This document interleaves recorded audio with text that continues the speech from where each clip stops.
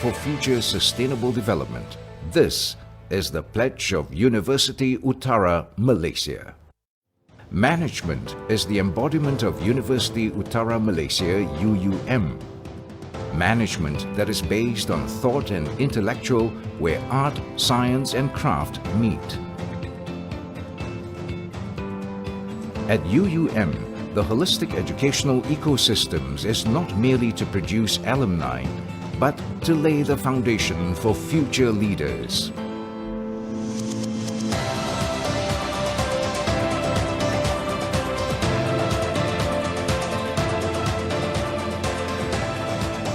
Since its inception, UUM strives to produce graduates who are not only knowledgeable, but also thoughtful and devoted to their families and all stakeholders. With a high level of integrity, we hope that the contributions of UUM graduates to the religion, people, country, and also at the international level will bring positive impact now and also in the future. Emphasis is given to the advancement of the Fourth Industrial Revolution, IR 4.0. The world sees UUM as an institution of higher learning, equipped with a state-of-the-art facilities, smart campus enfolded by nature.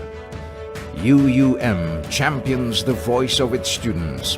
It is the voice of future intellects. So as a student graduating, especially from University Utara Malaysia, which is actually the management university, we need to make sure that they are actually equipped with all this proficiency. If you look at the world now, people are talking about sustainability, go green. So UM is in the right place, greeneries, and the environment is certainly very conducive to get the students to learn and to absorb knowledge.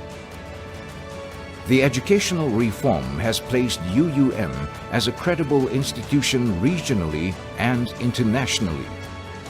Humanizing education becomes our focal point, thus giving a universal value to knowledge, virtue and service. Research and innovation by its academic fraternity are undertaken with seriousness, not merely to fulfill the academic requirements, but to be at the forefront in shaping the industry.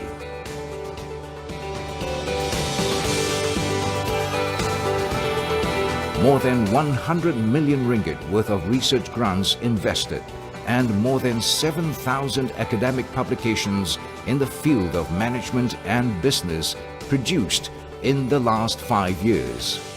Facilities and amenities provided feature the latest in smart technology, complementing the tranquility of the lush green campus surroundings. First-class infrastructures within the exquisiteness and splendor of nature showcase the education ecosystems at its best. The facilities, the environment, actually creating individual or students who have holistic skills from the perspective of academic, professional, as well as the social skill. We believe in developing students holistically that can serve the society and country as its future leaders with the highest integrity and professionalism. I'm actually happy to see how exactly University Utara Malaysia have evolved itself to become a highly ranked university. University Utara Malaysia, over the past 3 decades, has earned its own place by providing the highest quality of education and is marching forward towards achieving greater success and greatness. With the various awards and accreditations received, the future is certain and bodes well for the university. The royal patronage with the Kedah Royal House indeed provides vital publicity for the important work done at the university and allows the enormous achievements and contributions to society be recognized.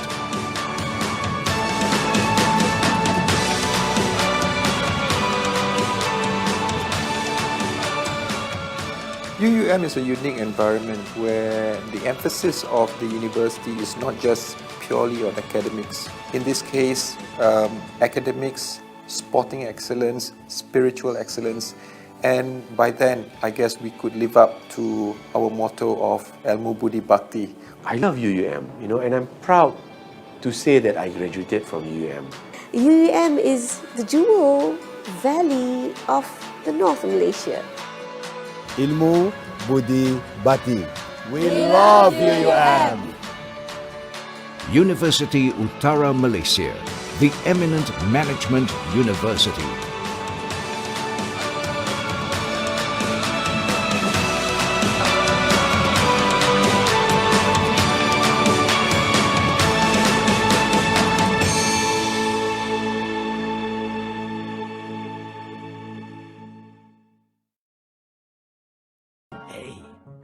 Nak kerja yang senang tak? Duit yang banyak? Rumah besar? Kereta mewah? Tak payah nak buat apa-apa pun. Wang yang lumayan menanti anda. Anda hanya memerlukan akaun bank untuk memudahkan peluang mengaut keuntungan ini. Tunggu apa lagi? Pasti anda pernah terdengar atau terlihat iklan sebegini di dalam talian kan? Mana boleh semudah itu? Pasti ada udang di sebalik batu. Jom kita lihat contoh-contoh kereta akhbar mangsa yang pernah menjadi kedai akaun. Kedai akaun merupakan akaun milik individu yang telah disalahguna oleh sindiket penipuan atau skamer bagi melakukan transaksi kewangan tanpa atau diketahui pemilik. Kegiatan ini bagi menyukarkan sedikit penipuan wang di kesan pihak berkuasa dan menjadikan pemilik akaun sebagai kambing hitam atas kesalahan jenayah yang dilakukan skamer. Menurut Mazlina, kebanyakan mereka yang menjadi mangsa kedai akaun ini ialah mereka yang membuat pinjaman wang kepada Ahlong. Hal ini kerana syarat pinjaman yang diletakkan kebanyakan Ahlong ketika ini ialah peminjam perlu menyerahkan kad bank berserta kata laluan sebagai cagaran. Tanpa mereka ketahui, akaun bank yang diserahkan itu digunakan sebagai tempat transit untuk jenayah penipuan wang. Kempen yang kami adakan ini adalah untuk membuka mata masyarakat setempat mengenai betapa pentingnya untuk mengambil berat tentang wujudnya kedai akaun ini. Dilihat, tumpuan sindiket ini adalah terhadap golongan muda seperti golongan mahasiswa atau pelajar universiti. Seperti di dalam kereta akhbar ini, sindiket telah mengupah RM1,000 sebulan agar identiti dapat digunakan oleh pihak ketiga. Lagi berkenaan pelajar universiti yang telah menjadi mangsa kedai akaun, skamer telah mengumpan RM2,500 untuk menggunakan akaun milik pelajar tersebut untuk tujuan menipu orang ramai. Selain mahasiswa atau pelajar universiti, golongan penganggur juga menjadi tumpuan sindiket. Mereka diumpan dengan wang yang lumayan dan sedang mereka dijadikan kebal. Mangsa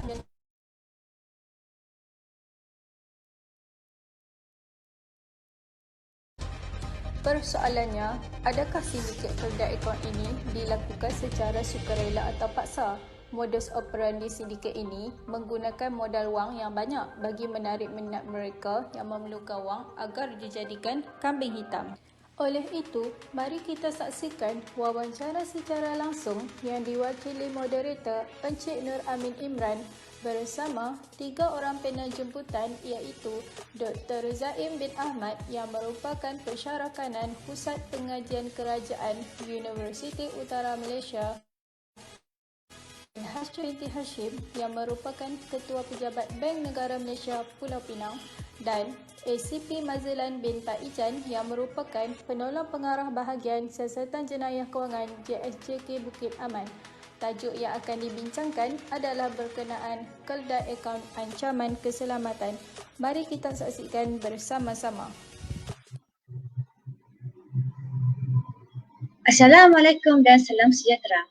Selamat pagi. Saya Nur Hidayah Muhammad Isa sebagai pengacara majlis untuk program Buah Bicara Kedai Akaun Ancaman Keselamatan. Ini bersama-sama dalam aplikasi Facebook Live. Mari kita mendengar buah bicara bersama-sama jemputan Faiz. Melayang serindik di atas mematang, merebah berkicau di hujung muara. Pemanis kata selamat datang, awal bismillah pemuka bicara. Yang dihormati ACP Mazlan Tuan Mazlan bin Pak Ijan, Penolak Pengarah Bahagian Siasatan Jenayah, Kewangan, Perbankan, Koperasi, Insurans, Jabatan Siasatan Jenayah Komersial Bukit Aman. Yang dihormati Puan Hasjun binti Hashim, Ketua Pejabat Bank Negara Malaysia, Pulau Pinang. Yang dihormati Dr. Zain bin Ahmad, Pensyarah Kanan Pusat Pengajian Kerajaan Universiti Utara Malaysia. Yang berusaha Profesor Madya Dr. Mazilah binti Maksin, Penyelaras Program Buah Bicara Kedai Akaun Ancaman Keselamatan. Serta yang dikasihi wakil-wakil daripada komuniti Badan Amal Kebajikan Semarak BAKS, Majlis Perwakilan Pelajar Universiti Utara Malaysia MPPP, serta semua warga komuniti yang terlibat, para jematan panel, pelajar serta hadirin dan hadirat sekalian.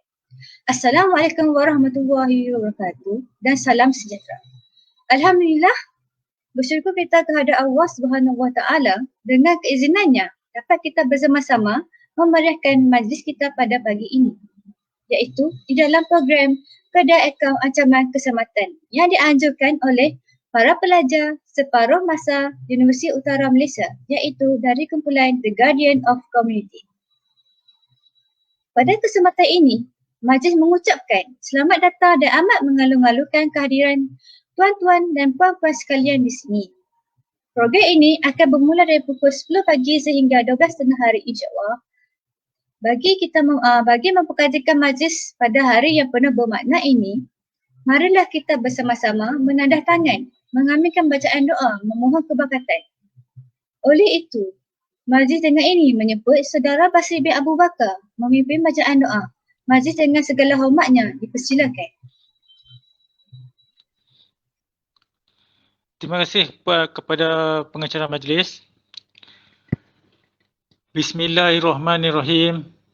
Alhamdulillahirabbil alamin wassalatu wassalamu syafi'il anbiya'i wa mursalin wa ala alihi wa sahbihi ajma'in. Bismillahirrahmanirrahim. Ya Allah, Ya Rahman, Ya Rahim. Hanya padamu saja kami panjangkan kesyukuran ke atas segala rahmat dan berkat-Mu.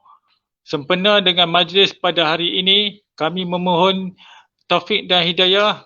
Kurniakanlah kesejahteraan dan kebahagiaan kepada kami. Bukakanlah hati-hati kami, lapangkanlah dada kami supaya kami dapat mengisi ilmu dan pengetahuan yang berguna untuk agama bangsa dan negara. Kami memohon kepadamu, Ya Allah, agar Engkau berkati majlis ini dengan limpah rahmat-Mu. Semoga segala usaha kami dalam menjayakan majlis ini mendapat keredaan dan hidayah-Mu. Sesungguhnya pada hari ini kami berkumpul kerana-Mu, Ya Allah. Kami berkumpul untuk menimba ilmu, bertukar pendapat, menyumbangkan buah fikiran, menghubungkan silaturahim dan memberi sokongan ke arah meningkatkan lagi prestasi kami. Kami memohon kekuatan dari-Mu, Ya Allah, supaya kami yang hadir pada hari ini agar kami dapat melaksanakan segala kebajikan dan kami pohon perlindungan dengan Engkau daripada melakukan keburukan. Ya Allah, kurniakanlah kami kejayaan, ilmu, pengetahuan dan hiasilah diri kami dengan sifat lemah lembut serta muliakanlah kami dengan ketakwaan dan keindahan dengan kesihatan. Amin amin ya rabbal alamin.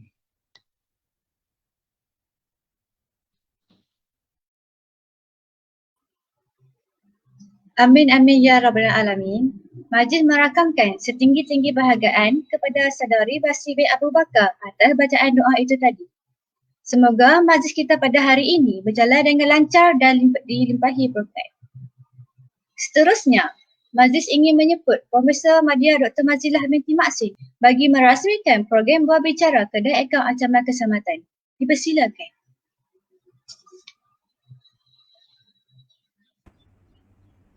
Bismillahirrahmanirrahim. Assalamualaikum warahmatullahi wabarakatuh. Terima kasih kepada pengacara majlis program Bual Bicara Kedai Akaun Ancaman Keselamatan 2021. Yang dihormati Tuan ACP Mazlan bin Paijan, Penolong Pengarah Bahagian Siasatan Jenayah Kewangan, Perbankan, Koperasi, Insurans, Jabatan Siasatan Jenayah Komersial Bukit Aman. Yang dihormati Puan Hasjun bin Hashim, Ketua Pejabat BNM Pulau Pinang. Yang dihormati Dr. Zaim Ahmad, Pensyarah Kanan Pusat Pengajian Kerajaan Universiti Utara Malaysia. Yang dikasihi Tuan Nur Amin Imran sebagai moderator majlis, serta para hadirin yang dihormati sekalian. Alhamdulillah, syukur kita kehadirat Allah Subhanahu Wa Taala dengan limpah izinnya dapatlah kita bersama-sama dalam program Bual Bicara Keldai Akaun Ancaman Keselamatan 2021 yang diadakan secara dalam talian bagi mengikuti norma baru disebabkan pandemik COVID-19. Terlebih dahulu, izinkan saya mengucapkan terima kasih kepada panel-panel kita pada hari ini, Tuan ACP Mazlan bin Paijan, Puan Hasjun bin Hashim dan Dr. Zaim Ahmad serta komuniti yang terlibat, Pengurusi Badan Amal Kebajikan Semarak dan YDP Majlis Perwakilan Pelajar Universiti Utara Malaysia. Dan seterusnya, ucapan syabas dan tahniah kepada semua jawatankuasa pelaksana yang telah bertungkus lumus dan bekerja keras bagi memastikan program pada hari ini berjalan dengan lancar. Tuan-tuan dan puan-puan, seperti mana yang kita sedia maklum, kedai akaun ataupun dikenali sebagai akaun tumpang merupakan jenayah cyber yang semakin berleluasa dalam masyarakat kita pada hari ini. Jenayah ini merupakan sebahagian daripada operasi terbaru sindiket yang menggunakan akaun bank seseorang untuk tujuan menerima ataupun menghantar wang bagi pihak sindiket. Wang yang dihantar secara begini adalah digunakan untuk pelbagai aktiviti-aktiviti jenayah dan tumpuan mangsa sindiket adalah kepada golongan yang memerlukan pendapatan lebihan dan mempunyai tahap celik kewangan yang rendah. Akaun bank yang digunakan oleh orang lain tanpa disedari ataupun secara sukarela oleh pemilik akaun bagi tujuan untuk mendapatkan habuan dengan cara transaksi kewangan yang tidak sah adalah menyalahi undang-undang. Oleh itu, objektif penghancuran program kita pada hari ini adalah bertujuan untuk memberitahu kepada masyarakat, terutamanya golongan remaja, tentang jenis-jenis jenayah penipuan yang melibatkan keldai akaun. Saya berharap program ini dapat memberi kesedaran kepada golongan masyarakat dan juga pelajar-pelajar serta komuniti umumnya untuk tidak mudah mempercayai seseorang yang ingin menggunakan akaun peribadi untuk tujuan yang tidak diketahui. Dan program ini sekaligus adalah merupakan platform yang terbaik memberi kesedaran kepada kita semua dan pengajaran apa yang dikatakan keldai akaun ancaman keselamatan. Para hadirin sekalian, sebelum saya mengakhiri ucapan saya pada hari ini, saya ingin mengucapkan terima kasih sekali lagi kepada semua panel, kepada komuniti dan juga kepada pihak jawatankuasa penganjur di atas kejayaan melaksanakan program Bual Bicara Keldai Akaun Ancaman Keselamatan 2021. Sebelum saya mengakhiri ucapan, izinkan saya menyampaikan serangkap pantun Limau manis 3 serangkai, taruh mari di kebun Cina, mulut manis jangan dipakai, banyak orang sudah terkena. Dengan lafaz Bismillahirrahmanirrahim, saya dengan ini merasmikan program Bual Bicara Keldai Akaun Ancaman Keselamatan 2021. Sekian, wabillahi taufik wa hidayah, wassalamualaikum warahmatullahi wabarakatuh. Waalaikumsalam warahmatullahi wabarakatuh. Profesor, terima kasih Profesor Madya Dr. Mazila di atas perasmian sebentar tadi. Seterusnya, tanpa melengahkan masa lagi, saya menyerahkan majlis ini kepada saudara Tuan Nur Amin Imran, iaitu moderator kita untuk mengendalikan sesi Bual Bicara bersama kedai akaun ancaman keselamatan. Dengan ini mempersilakan. Terima kasih saudari pengacara majlis. Yang dihormati Tuan Asisten Komisioner Polis Mazlan bin Paijan, yang dihormati Puan Hasjun binti Hashim, yang dihormati Tuan Dr. Zaim bin Ahmad, yang berbahagia Profesor Madya Dr. Makzilah binti Mahsin, Ahli Jawatankuasa The Guardian of Community, tuan-tuan dan puan-puan sekalian. Bismillahirrahmanirrahim. Alhamdulillahirabbil alamin wassalatu wassalam sayyidina Muhammad wa ala ali asyrafil anbiya'i wal mursalin wa ala alihi wa sahbihi ajma'in. Assalamualaikum warahmatullahi taala wabarakatuh. Terima kasih tuan-tuan dan puan-puan yang sudi meluangkan masa hadir bersama kita dalam program Bual Bicara Keldai Akaun Ancaman Keselamatan. Pastinya ramai yang tertanya-tanya, apakah itu yang dimaksudkan dengan keldai akaun?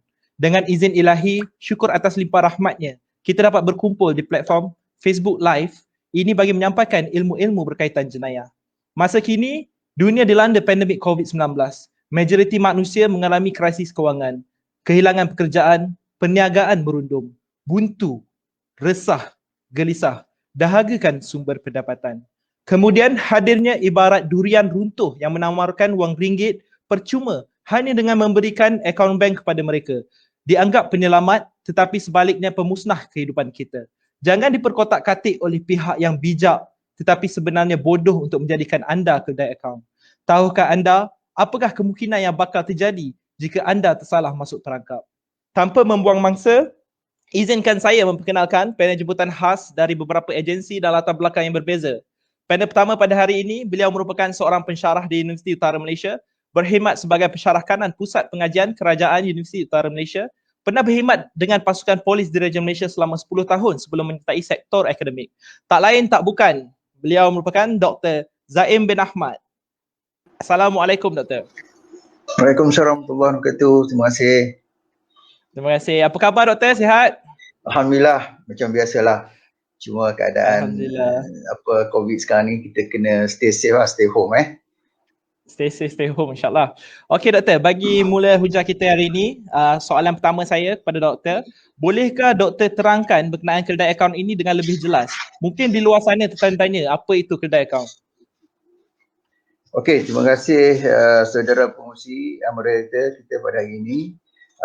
Pertama sekali saya ingin mengucapkan terima kasihlah kepada seluruh jawatan kuasa yang telah mengambil inisiatif ataupun satu usaha yang baik untuk melaksanakan program informasi kepada masyarakat ataupun kita kata dalam aspek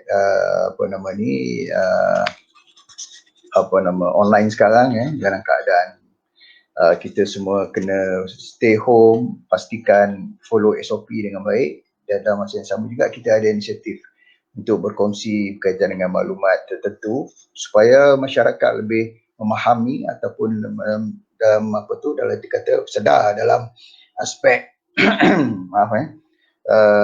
terutama sekali dalam aspek yang boleh menjurus ke arah lembah jenayah ini. Sebelum itu saya ingin mengucapkan terima kasih kepada Profesor Madya yang berusaha Profesor Madya Dr. Mazilah binti Masin yang memberi guide ataupun membentuk pelajar-pelajar kita untuk lebih proaktif. Kemudian yang saya hormati Tuan DCP Mazlan bin Paijan, penolong pengarah bahagian siasatan jenayah, Kewangan, Perbankan, Koperasi Insurans, Jabatan Siasatan Jenayah Komersial Bukit Aman, dan juga Puan yang dihormati Puan Hasjun bin Hashim, Ketua Pejabat Bea Negara Malaysia Pulau Pinang, yang banyak ataupun saya kata seorang yang sangat aktif lah dalam berkongsi maklumat berkaitan dengan masalah, kalau dalam bahasa yang mudah, scammer lah. Puan Hasjun ni terkenal ni dekat TV, dekat radio, TV pun banyak keluar. Jadi insyaAllah program kita hari ini akan sampai matlamat kerana panel-panel semuanya hebat-hebat. Saya yakin dengan maklumat ataupun apa yang disampaikan oleh pihak panel kita hari ini akan memberi impak yang sangat baik lah. Saya harap isu keldai dadah ni dapat keldai akaun ni dapat dijadikan sebagai satu orang kata sempadan lah ataupun elemen pencegahan untuk memastikan kita tak terperangkap dengan situasi sebagai rencah jenayah ini. Okey. So sebelum tu mungkin saya akan sentuh sikit apa yang dikatakan sebagai akaun itu sendiri, akaun. So akaun ni dari segi basicnya adalah satu elemen ataupun satu merupakan satu rekod atau yang telah yang dilakukan secara sistematik dan juga mempunyai satu orang kata exposure dari segi jurnal lah. Dia memberi satu description lah tentang apa yang seseorang itu miliki, dan secara tak langsung seseorang itu dapat dikelaskan apa yang dia ada dalam dia punya akaun itu, terutama dalam bentuk kewangan lah. Tapi kalau saya tak melihat akaun itu di segi kewangan semata-mata, tapi lebih daripada itu. Nanti saya akan cuba kongsi dari segi pola dalam aspek Calder account itu sendiri, seperti yang telah kita tengok tadi, yang telah pun dikongsi oleh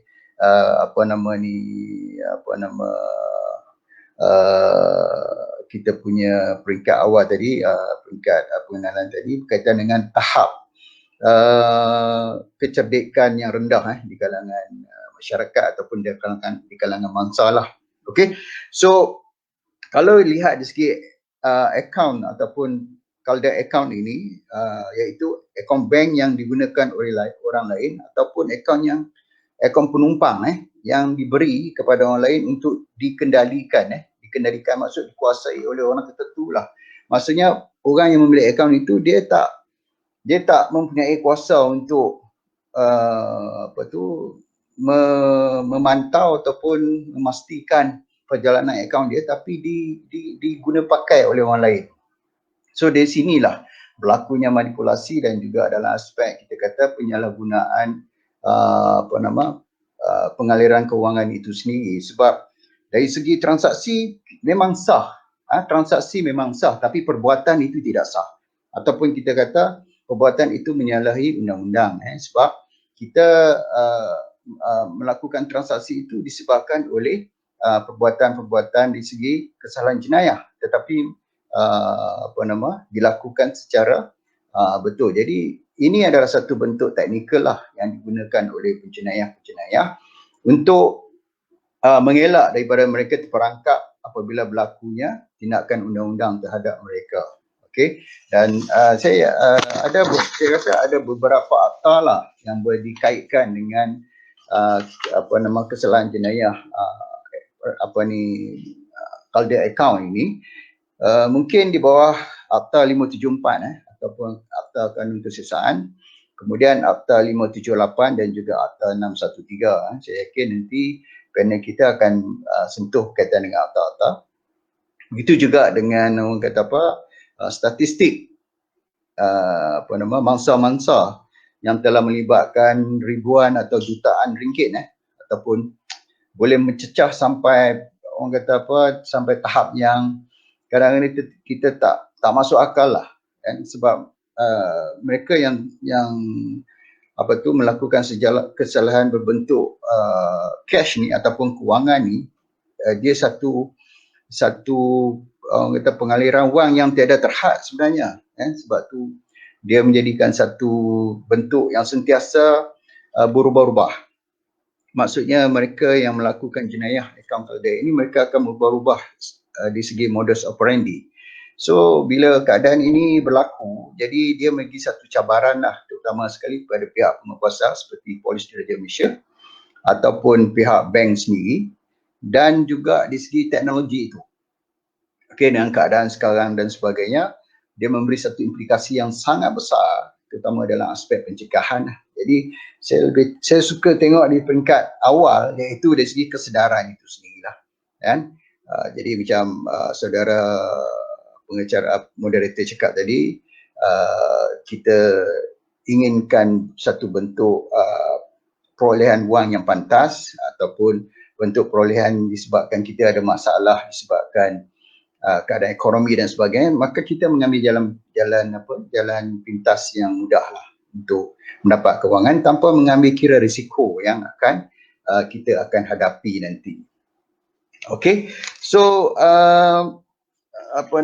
dalam aspek akaun dadah ini sendiri, kalau kita tengok, saya sebut dadah sebab dadah ni antara yang menjadi elemen yang bermasalah sebenarnya dalam situasi jenayah di Malaysia, jenayah persekitaran sekarang ni, bukan saja di Malaysia, di mana-manalah, sebab yang dikatakan tadi, jenayah ni juga dia macam kapitalis. Dia akan manipulate mangsa dan akan memastikan matlamat dan juga hasrat itu tercapai. Itu dalam aspek jenayah itu. Sebab tu kita dalam aspek orang kata apa, dalam teori ni saya suka melihat teori kapitalis ataupun teori yang dikenakan oleh Karl Marx, iaitu mereka yang berkuasa akan menggunakan pendekatan untuk memanipulasi keadaan. Berkuasa tu bukan maksud saya di segi tampuk orang kata apa, jawatan dan sebagainya, tetapi melihat apa yang dia ada. Sebab kuasa itu dia melihat pada modal. Mereka yang bijak dalam suatu seperti dalam aspek jenayah ini, mereka akan manipulasikan mangsa dan juga keadaan untuk memperoleh apa yang dia susun ataupun dia atur lah. Okay. So dalam aspek jenayah Kaldai account ni juga, sebenarnya dia memberi satu signal lah, macam situasi sekarang dalam keadaan pandemik COVID-19 ni yang banyak situasi ekonomi yang memberi masalah pada masyarakat keseluruhannya. Jadi secara tak langsung dia sebenarnya memberi satu signal lah dalam orang kata apa, kancah akaun Kaldai account ini, kerana apabila sesuatu itu berada dalam keadaan orang kata apa, yang tidak ada pilihan, maka orang akan melihat apa yang dia boleh capai tanpa melihat risiko. Itu antara cabaran lah. Nanti kita akan tengok lagi orang kata apa, elemen-elemen yang kita akan sentuh lah selepas ini. Saya ingat saya sentuh itu dululah apa nama ni, saudara apa nama moderator kita, dan mungkin nanti kita tengok apa panel kita untuk bagi pandangan yang lain. Terima kasih. Okey, terima kasih Dr. Zaim. Saya ambil kira satu pengenalan yang mantap berkenaan Kaldai account.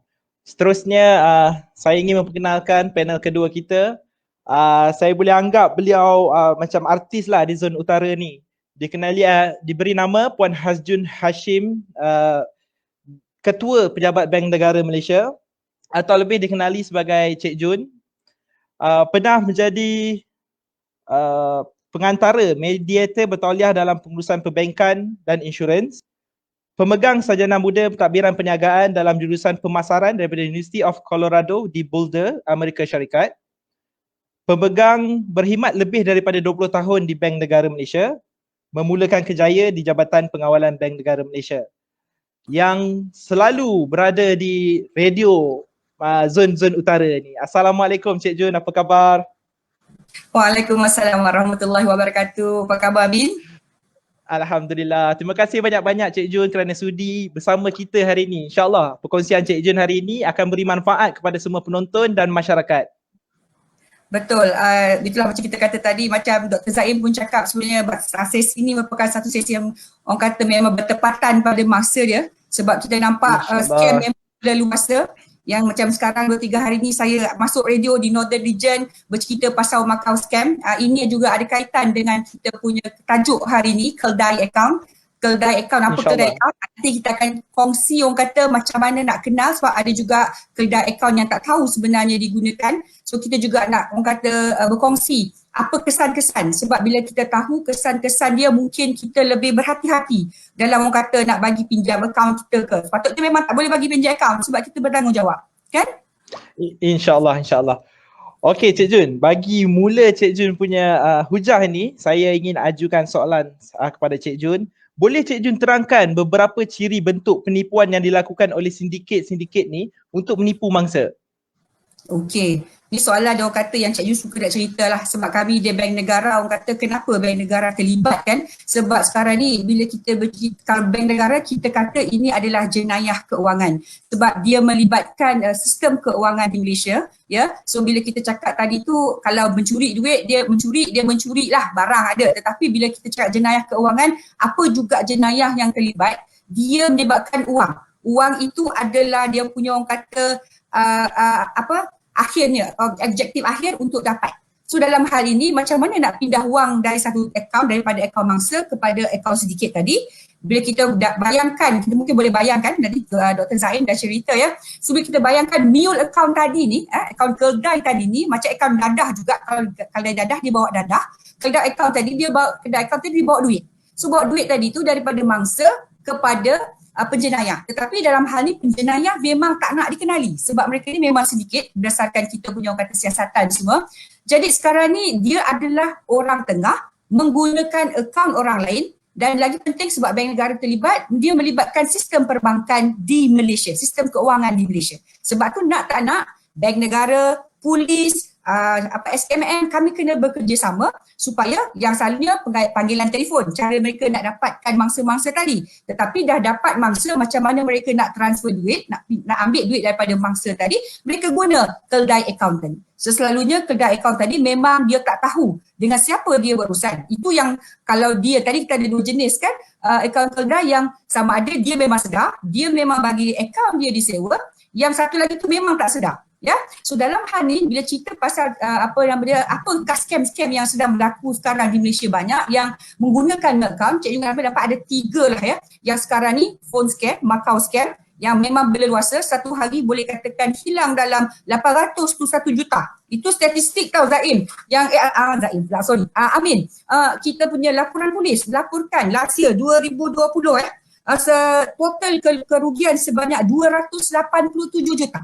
So 287 ni semua dia gunakan akaun mule tadi, akaun kedai tadi untuk dipindahkan daripada akaun mangsa kepada akaun mule dan dihantar kepada sindiket tadi ya, penjenayah keuangan tadi yang sebenarnya polis bekerja keras untuk menangkap mereka, tetapi macam kita tahulah scammer ni kita buat A, dia buat ABC. So itu yang sekarang ni kita nampak kalau chain itu tadi, kat mana yang kita boleh potong tadi tu dekat mule account tadi. So bila kita musnahkan mule account tadi, ya, dia dah tak ada tempat lagi nak buat. So bila dia nak kata guna cash kita ada akta-akta atau ada provision yang berbeza. Yang itu mungkin Cik Jun ada bercerita cara lain lah ya. So account tu kalau kita boleh kata jangan kita, account tadi tu jangan, orang-orang ramai jangan benarkan account mereka digunakan. Sebenarnya kita dapat menyelesaikan banyak masalah.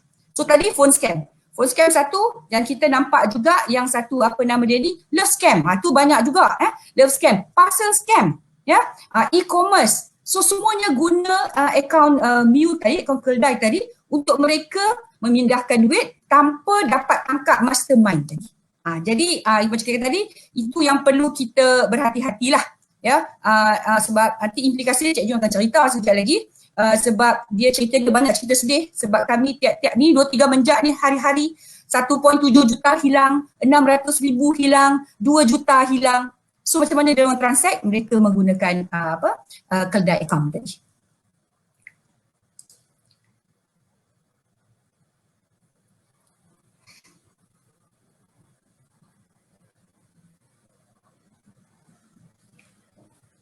Amin tak ada dah.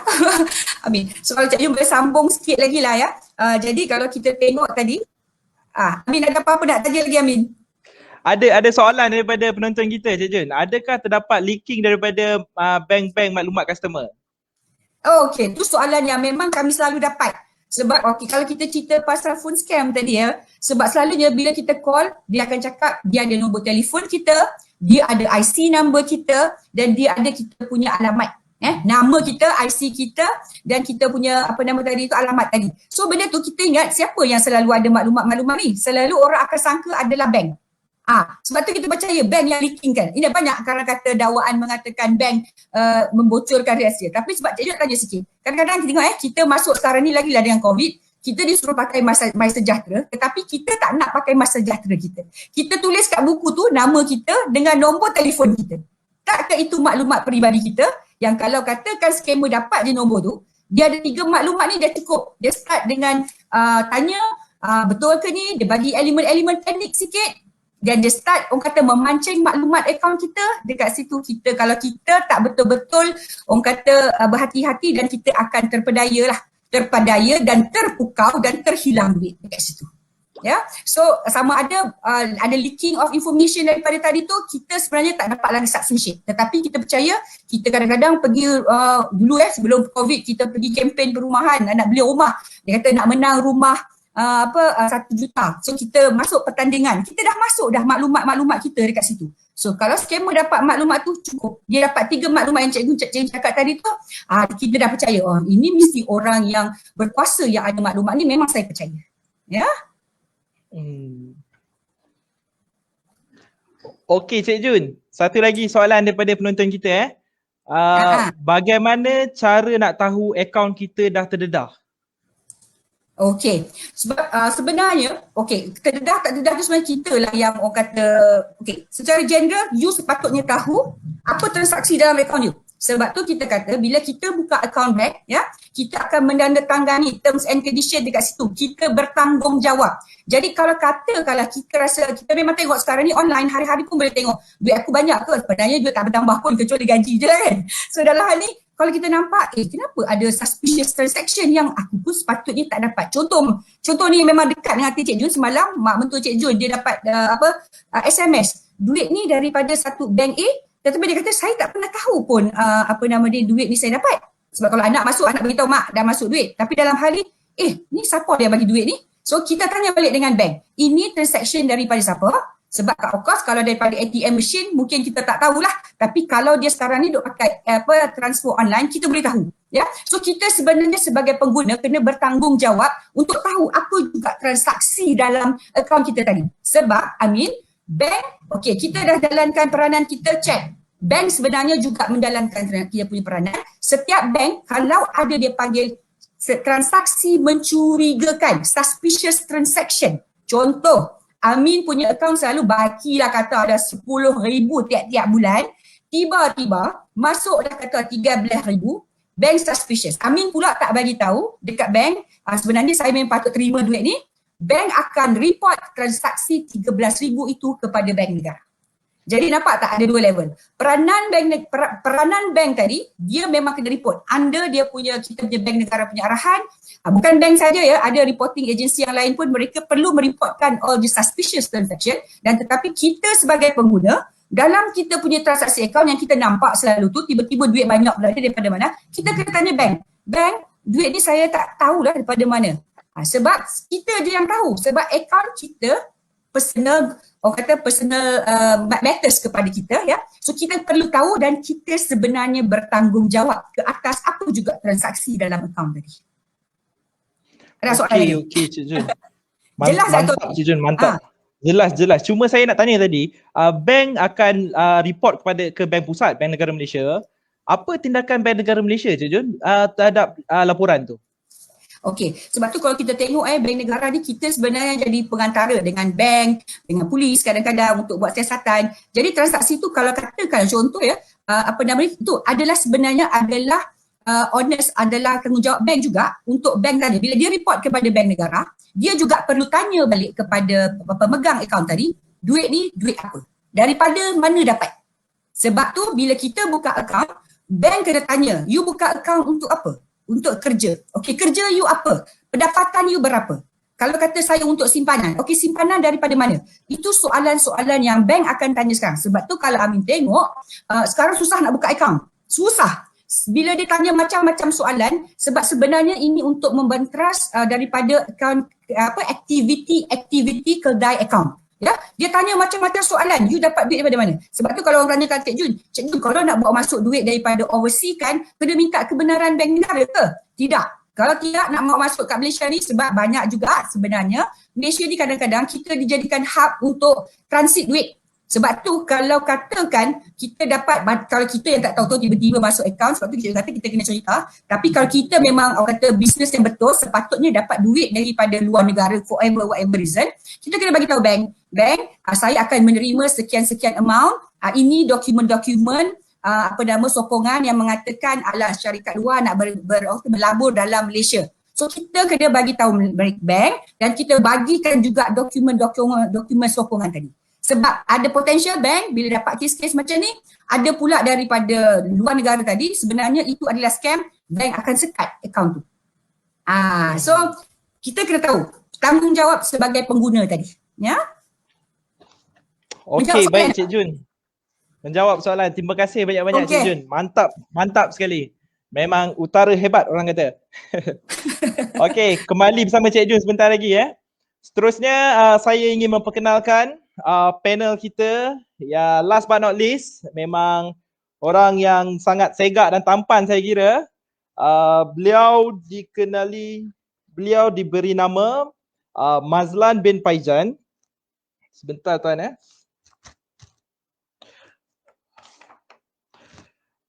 Merupakan pegawai penyiasat, first kali beliau berkhidmat merupakan pegawai penyiasat komersial di Bukit Aman. Timbalan Ketua Jabatan Siasatan Jenayah Komersial di Pulau Pinang dan Selangor. Ketua Polis Daerah Keluang, pernah jadi OCPD. Pemegang ijazah Sarjana Muda Komunikasi. Assalamualaikum Tuan Mazlan, apa khabar? Waalaikumsalam warahmatullahi wabarakatuh. Sihat, alhamdulillah. Terima kasih banyak-banyak Tuan Mazlan sudi bersama kami hari ini. Oh, okey, tak ada masalah. InsyaAllah perkongsian daripada Tuan Mazlan yang masih berkhidmat dalam pasukan polis dapat memberi manfaat kepada penonton dan masyarakat di luar sana, insyaAllah. Bagi Tuan Mazlan, saya ingin ajukan satu soalan. Apakah bentuk modus operandi MO yang dilakukan sindiket penipuan ini untuk mendapatkan akaun mangsa tu dan seterusnya menjadikan akaun tu kedai akauntan? Okey. Saya pergi terus pada point lah kepada soalan yang diajukan oleh moderator. Ada banyak cara yang digunakan ataupun MO yang digunakan oleh sindiket ini.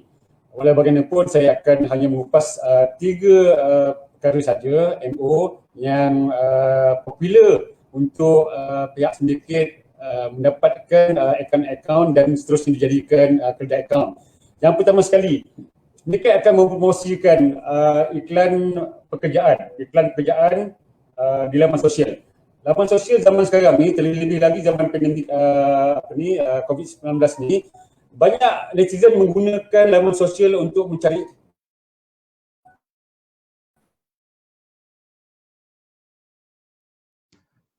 Tuan,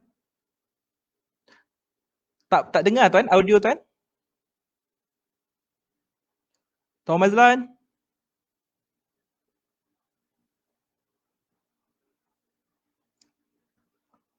Tuan Mazlan, minta maaf, mute kat situ Tuan Mazlan.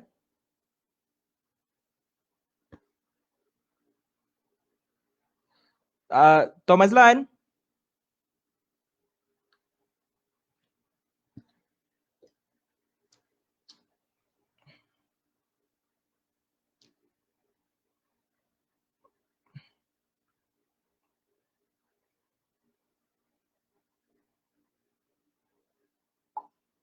Tuan Mazlan? Tuan Mazlan, minta maaf Tuan Mazlan. Tuan Mazlan punya audio tak dapat, kena unmute Tuan Mazlan.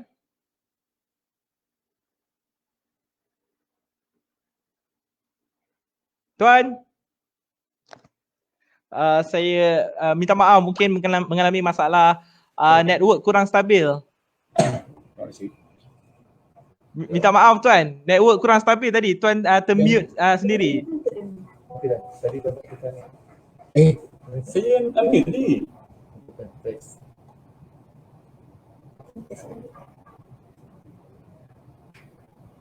Boleh dengar tak? Okey, clear Tuan. Kan?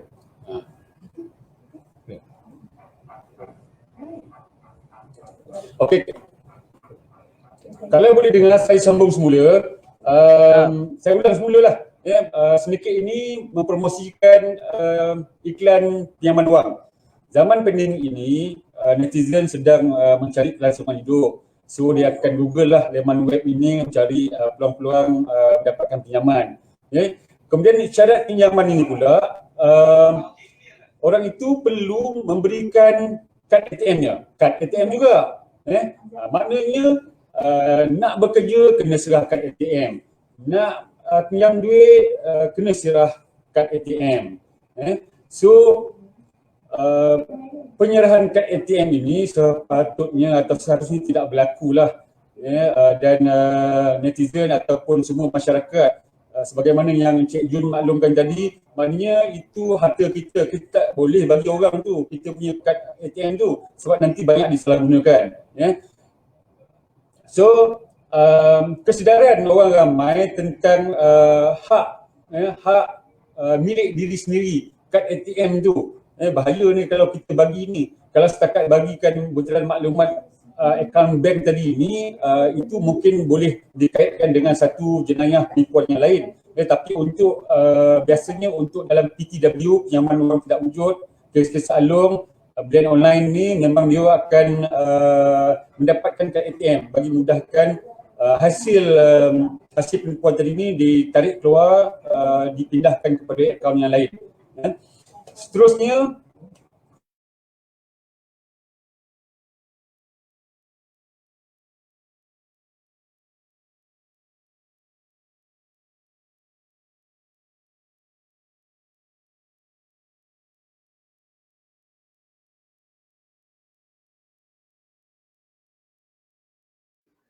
Tuan Mazlan?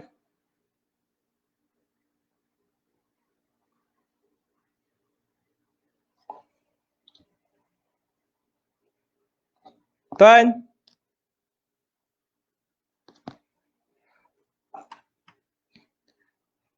Okey, oleh kerana panel kita mengalami masalah teknikal, network dia problem, kita akan rehat sebentar dalam 10 minit, kita sambung semula kemudian. Dalam waktu rehat ni kita akan pamerkan video-video ucapan penghargaan daripada wakil-wakil komuniti kita. InsyaAllah pukul 11.05 kita akan kembali bersama.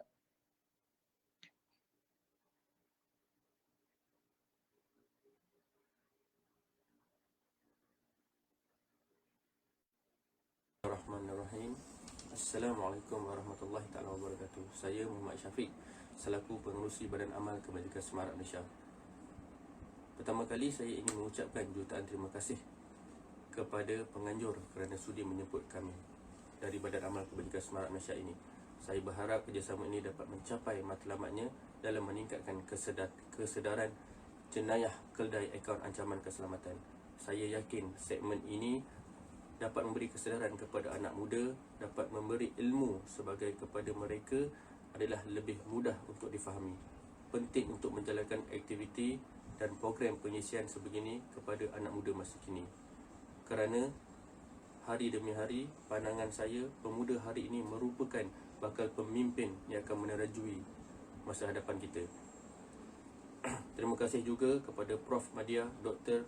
Mazilah binti Maksin selaku penyelaras program pembangunan masyarakat Universiti Utara Malaysia yang saya yakin sebagai orang penting dalam pembikinan program ini. Sekali lagi diucapkan terima kasih kepada tim The Guardian of Community. You guys did the best. Semoga kita semua dapat memberi input-input yang baik untuk anak muda masa kini. InsyaAllah saya sudahi dengan Assalamualaikum warahmatullahi taala wabarakatuh.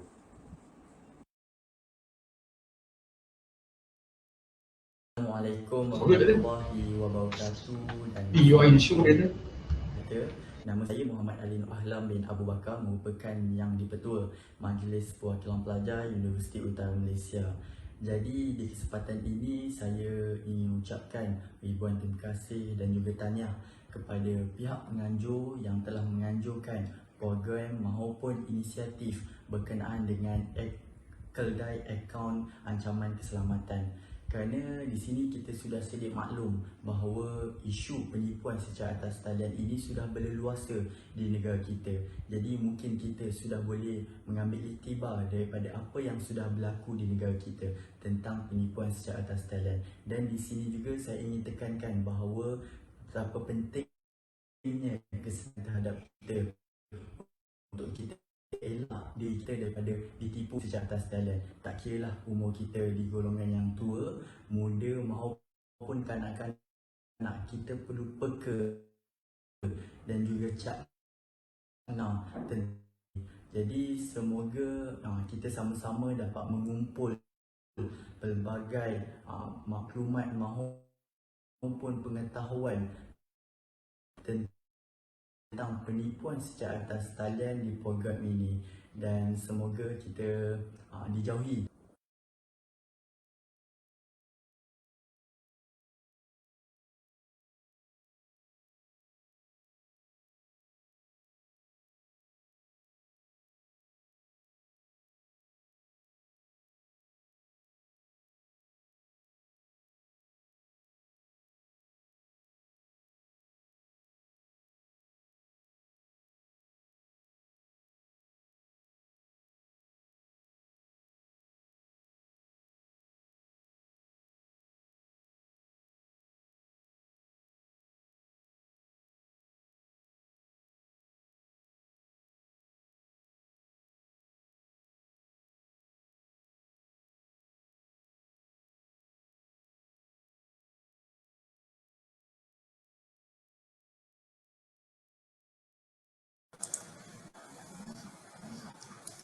Amin pun dah hilang ya.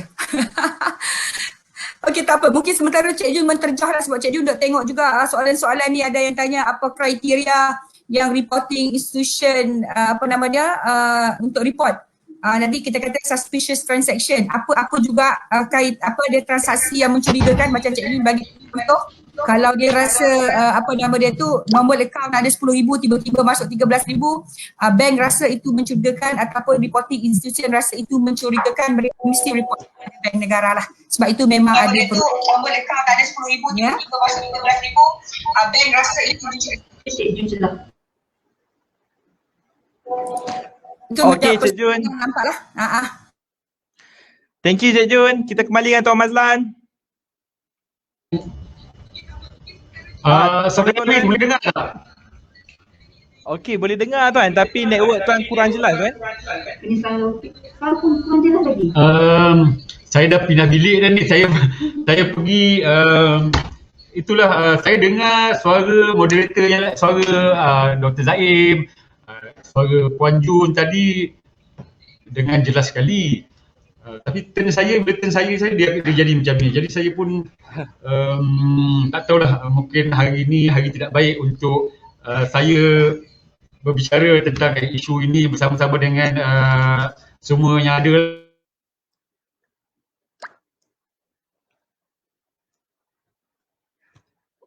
Network Tuan Mazlan kurang stabil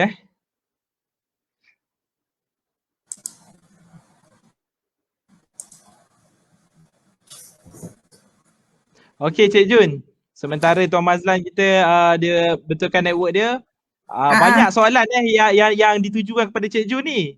Soalan kepada Ketua Bank Negara Pening. Adakah Bank Negara Malaysia menetapkan kriteria kepada RI berkenaan STR? Apa kriteria yang patut dilaporkan oleh RI sebagai STR? Adakah kriteria itu ditetapkan oleh Bank Negara atau berdasarkan analisa RI itu sendiri? Itu yang tadi Cik Jun menterjah tadi. Cik Jun kata apa kriteria. Cik Jun bagi example, kalau Amin punya account tadi tiba-tiba dia senang dia panggil suspicious transaction. Kalau reporting agency tadi rasa suspicious je, yang itu account macam contoh beli emas, contoh sebab kedai emas juga merupakan reporting agency. Kalau tiba-tiba orang ni datang, sebab tu kalau sekarang ni kalau nak tengok dia minta maklumat kita. Sebab dia kata pattern orang ni dia macam mana, selalunya beli emas 3 kilo, tiba-tiba beli 10 kilo. Sebab apa? Itu adalah dalam fasa dalam aktiviti laundering, pembersihan duit dengan beli emas. Contoh, so dia kena report kepada bank negara. So as long as ada rasa suspicious di situ, mereka perlu report kepada bank negara lah. Anda kita punya akta pengumbalan wang haram, anti-terrorism tu. Ya. So mungkin Cik Ju bersambung sikit. Tadi Amin punya soalan kepada Tuan Mazlan tadi, macam mana diorang dapatkan akaun-akaun milik. MO. MO satu tadi sewa account, terang-terangan dalam sekarang ni Facebook boleh nampak je, boleh satu account dia kata dia nak account daripada Maybank, daripada CIMB bayar 200. Itu terang-terangan mereka minta nak sewa account. Yang kedua itu kita kata kalau dalam hal itu pemegang account sepatutnya tidaklah terjebak, sebab tapi kadang-kadang terdesak depa nak beli juga kan. So dalam hal ni kita kata tolong, sebab dia punya implikasi kalau you dah termasuk dalam jadi account jenayah milik account tadi, dia punya implikasi sangat besar. Sebab di bank negara kalau kami dalam kes-kes macam ni dia punya orang kata account dah kena freeze. Bila kata freeze tu terutamanya kepada pelajar. Bila you dah ada record dekat polis, lepas tu besok nak masuk dah masuk alam pekerjaan, bila dah minta permohonan kerja yang betul ni, nak masuk gaji kena ada account. So bila tak ada account tadi tu, mesti majikan merasakan apa yang menyebabkan you tak boleh buka account. Ya, sebab tapi dia datang kepada kata poin yang kedua tadi, cara mereka sebab nak buka akaun dah susah, nak dapat yang volunteer susah. Dia kata okey kita tawarkan pekerjaan, tetapi untuk dapatkan pekerjaan tadi tu you kena serahkan you punya account bank, you punya ATM card. Tetapi tengok dalam masa 3 bulan permohonan anda tidak berjaya, tetapi sebenarnya scammer tadi dah dapat pun kad kita, dah dapat pun akaun milik kita tadi maklumatnya, ya. So itu kita kata kena berhati-hati jugalah. So yang ketiga tadi kita kata daripada macam Tuan Mazlan kata tadi, pinjaman tak wujud, sama juga dia modus operandi-nya dengan nak meminjam. Kita sekarang dalam keadaan terdesak, memang nak meminjam duit. So dengan alung ke tak alung pun dah minta ATM card, jangan bagi, tak boleh sebenarnya, ya. Dalam hal ni dia gunakan modus operandi tu, memang kita ada kes, dia hantar kad dia tu, ya, dengan dia punya akaun detail tadi tu melalui bas. Dia duduk kat tempat lain, dia hantar maklumat tu naik bas malam, pagi besok scammer ambil dia punya akaun tadi tu. Tapi ujung-ujung dia punya cerita pinjaman anda tidak berjaya. So tetapi dia dah ada maklumat tu. Cara ni lah kalau saya boleh menjawab bagi pihak Tuan Mazlan tadi, cara-cara mereka mendapatkan mangsa akaun kedai. Tetapi kita nampak juga sekarang macam Cik Jun cakap tadi, nak buka akaun dah susah sekarang, ya, individu nak buka akaun sangat susah sekarang, ya. You kena dapatkan surat majikan. So tapi macam cerita dia dapat surat majikan tadi tu, scammer siap preparekan surat. Betul, Cik Jun ni nak kerja dekat ni, dia boleh bagi dekat bank. Ya, mereka dah tahu dah bila bank kata macam ni, mereka dah sediakan surat kerja. Tetapi mana kata benda tu akan jadi implikasi bila sebenarnya tak dapat pun kerja, dia tak pulangkan balik maklumat-maklumat tu. So dekat situ tadi soalan kata kemungkinan akaun kita telah pun orang kata di-compromise, dalam bahasa orang putih di-compromise. Ya, so itulah jawapan kalau kata mana sebenarnya akaun ni. Tapi trending yang mungkin Cik Yu nak cerita, kalau ada juga kalau katakan sesiapa yang menawarkan kepada individu tolong buka syarikat, sebab dia dah nampak sekarang individu susah nak buka, dia kata kita nak buka syarikat, akaun syarikat. Ya, sebab tu kami bekerjasama juga dengan SSM, dia buka kata ni untuk akaun syarikat sebab saya nak berniaga. Kita pun dah nampak pattern tu jugalah. Okey, terima kasih banyak Cik Jun. Mantap. Saya kira Tuan Mazlan dah kembali yang kita pakai line telefon tuan Ya betul Saudara Amin. Saya dah pindah pejabat pun tak boleh juga. Mungkin line dekat office saya ni tak berapa elok untuk hari ni lah. So saya terpaksa gunakan telefon sajalah. Tapi asalkan apa yang nak disampaikan itu sampai kepada pendengar-pendengar, tak ada masalah lah. Orang kata tak ada akar, kayu pun berguna lah. Untuk makluman Tuan Mazlan nampak lebih handsome dan kacak segak di telefon ni. Terima kasih. Okey Tuan Mazlan, boleh sambung balik tadi. Cik Jun kita dah sambung sikit berkenaan MOO tu, bagaimana modus operandi tu. Mungkin ada Tuan Mazlan yang nak sampaikan pada awal tadi. Okey, masa Cik Jun sampaikan tadi ni saya tak mendengar, ya. Bukan kerana saya tidak mahu mendengar, tapi kerana line internet ni tidak boleh beroperasi dengan baik ni tadi ni, jadi saya tak mendengar. Jadi kalau apa yang saya akan sampaikan ini, Cik Jun pun dah sampai, tolong beritahu saya lah, ya. Saya tak nak kita habiskan masa bercakap dengan dua perkara yang sama lah, ya. Okey, yang ketiga tadi saya beritahukan sedikit ini secara terang-terangan telah pun menawarkan di dalam laman Facebook, laman sosial, siapa yang ingin buka akaun dan kad ATM diserahkan kepada pihak syndicate akan diberikan ganjaran. Ini ada satu lagi cara MO yang digunakan oleh pihak syndicate ini dalam mendapatkan akaun-akaun yang akan dijadikan kedai akaun. Ini cara yang mudah sekali lah. Walau bagaimanapun saya ingin rumuskan daripada tiga perkara yang saya sebutkan tadi, daripada tiga MO yang saya sebutkan tadi, saya minta lah semua tuan-tuan dan perempuan yang hadir perlu ingat yang saya katakan tadi ni kad ATM. So janganlah sama sekali serahkan kad ATM tuan-tuan dan perempuan kepada siapa-siapa juga bagi tujuan apa-apa juga. Sebab kalau tuan-tuan serahkan ini, tuan-tuan akan ada implikasinya apabila tuan-tuan dan perempuan serahkan kad ATM ini. Ya, pertama sekali implikasinya saya masuk sikit lah. Ya, implikasinya pertama tuan-tuan pemilik akaun tadi ni akan ditangkap. Apabila ditangkap, tuan-tuan akan dituduh di mahkamah berdasarkan keterangan yang ada lah.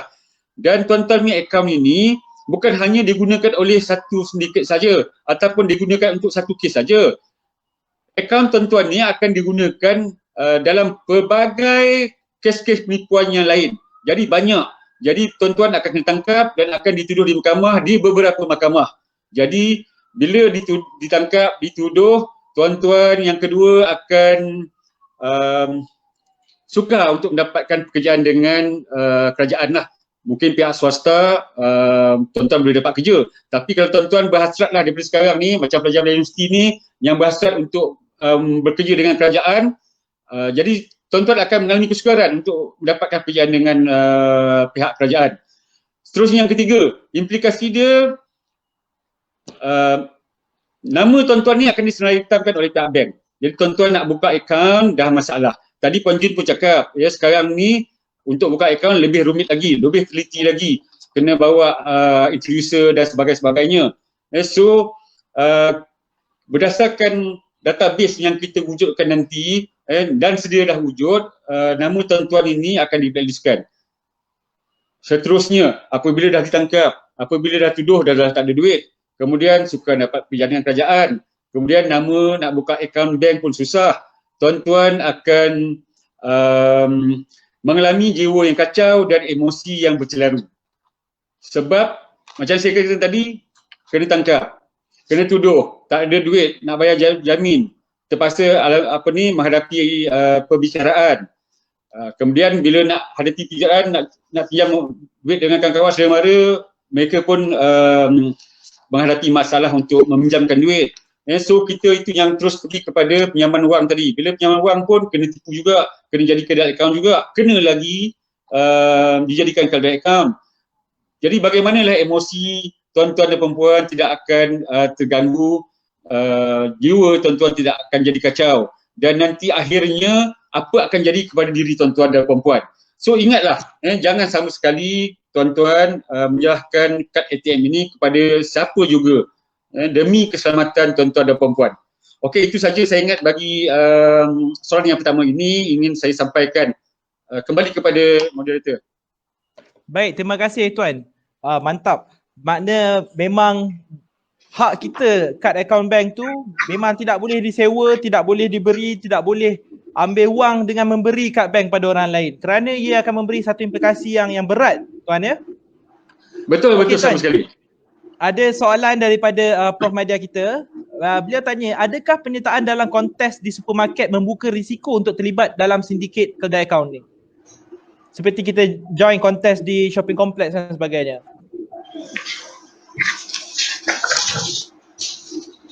Maksud pertanyaan tadi ni, maklumat yang kita dedahkan di shopping complex ini. Betul Tuan. Sebagai contoh, ada pertandingan di sebuah shopping kompleks, tapi sebelum menyertai pertandingan kontes tu, kita harus mengisi maklumat-maklumat, data-data kita terlebih dahulu. Jadi penganjur kontes itu dia memegang data-data kita. Adakah ia membuka risiko untuk kita ni terlibat jadi kedai akaun? Betul. Ya, maklumat-maklumat yang kita dedahkan di shopping complex tadi, ya, promoter approach kita datang, ya, buat saksi borang, kita pun letaklah segala maklumat di situ, nombor IC lah, nombor bank dan sebagainya. Ini salah satulah cara bagaimana sindiket ini mendapatkan akaun-akaun kedai ini. So walaupun kita tak serahkan kad ATM, tapi kad ATM tadi ini satu jenis penipuan yang lain. Tapi yang apabila kita hanya menyerahkan, mendedahkan butiran maklumat perbankan kita, pribadi kita ni adalah satu lagi jenis penipuan yang lain. Jadi maklumat ini akan dijadikan credit account oleh sindiket ini kepada siapa-siapa juga yang telah mendedahkan maklumat-maklumat ini tadi.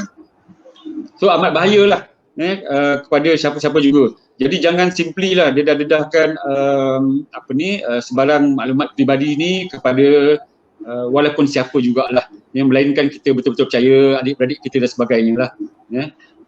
Tapi orang kata jangan percaya siapa-siapa lah dekat dunia ni, senang cerita. Baik Tuan, insyaAllah. Okey, satu lagi Tuan, ada persoalan dari Tuan Zuhelmi Ramli. Tuan, apakah tindakan undang-undang yang akan dikenakan kepada pemegang akaun tu sendiri? Maknanya kalau kata Cik Jun kata tadi ada dua kategori kedai akaun ni, satu yang rela, satu yang tak rela. Bagi yang rela ni, apakah tindakan undang-undang kepada beliau? Cantik soalan tu. Elok juga soalan tu pasal tuan-tuan dan perempuan bila dengar ni tuan-tuan akan rasa takut ni. Tadi implikasi saya beritahu 4 tadi ni pun kalau tak takut juga tak tahulah. Tapi mungkin orang kata tak takut pasal ala jiwa kacau tak ada apa hal kan. Tapi tuan-tuan kena ingat, tadi saya beritahu implikasi dia, tuan-tuan akan ditangkap, kemudian akan dituduh. Kita ada beberapa akta yang boleh kita gunakan untuk membuat pertuduhan kepada tuan-tuan yang menyerahkan kad ATM ini sama ada secara rela atau tidak rela. Rela tak rela, orang kata see you in court. Jawab dekat mahkamah.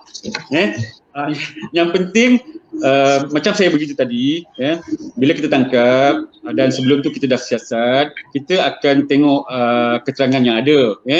Kebanyakannya keterangan-keterangan ini mencukupi. Apabila tuan-tuan menyerahkan satu kad ATM hak milik tuan kepada orang, dan kad itu, akaun itu telah digunakan sebagai credit account, itu merupakan satu kesalahan. Dan kita boleh tuduh di bawah Akta Jenayah Komputer, kita boleh tuduh di bawah kanun kesesaan, dan kita boleh tuduh di bawah Akta Kesalahan Kecil. Untuk kalau di bawah Akta Jenayah Komputer ni, denda dia mahal ya, RM25,000 dan atau penjara 3 tahun. Dan kalau kita gunakan di bawah Akta Kanun Kesihatan, sama ada denda atau penjara maksimal 5 tahun. Dan kalau kita gunakan seksyen di bawah Akta Kesalahan Kecil, denda maksimum dia RM1,000 dan ataupun penjara lah.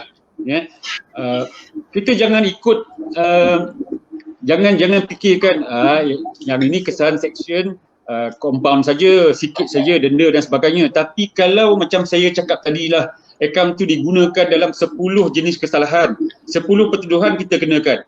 Kalau satu pertuduhan kena RM1,000, maknanya 10 kena RM10,000. Bayangkan tuan-tuan dah tak ada duit. Tuan-tuan nak dapat ganjaran sedikit saja, contohnya upah bagikan nombor akaun ataupun kad ATM tadi dapat RM1,000, tapi tuan-tuan akan rugi RM9,000. Kemudian implikasi yang lain tadi ni yang kata susah dapat pekerjaan dengan kerajaan, susah nak buka akaun, jiwa celaru, jiwa kacau. Jadi pilihan di tangan tuan-tuan dan perempuan. Kalau tuan-tuan rasa tuan-tuan mampu menanggung implikasi tadi ni, saya nasihatkan jangan buat jugalah. Kalau tuan-tuan rasa tuan-tuan mampu buat pun jangan buat. Itulah jawapan saya lah, Tuan Moderator. Baik, insyaAllah.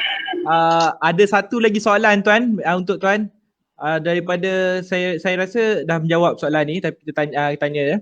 Tuan Puan, adakah apa-apa nilai undang-undang yang kena kena pada pembangkang credit account ini sama ada sengaja serta sedikit penipuan? Sejauh mana portal Semak Mule, ni soalan saya tuan. Sejauh mana portal Semak Mule dikemas kini dari semasa ke semasa?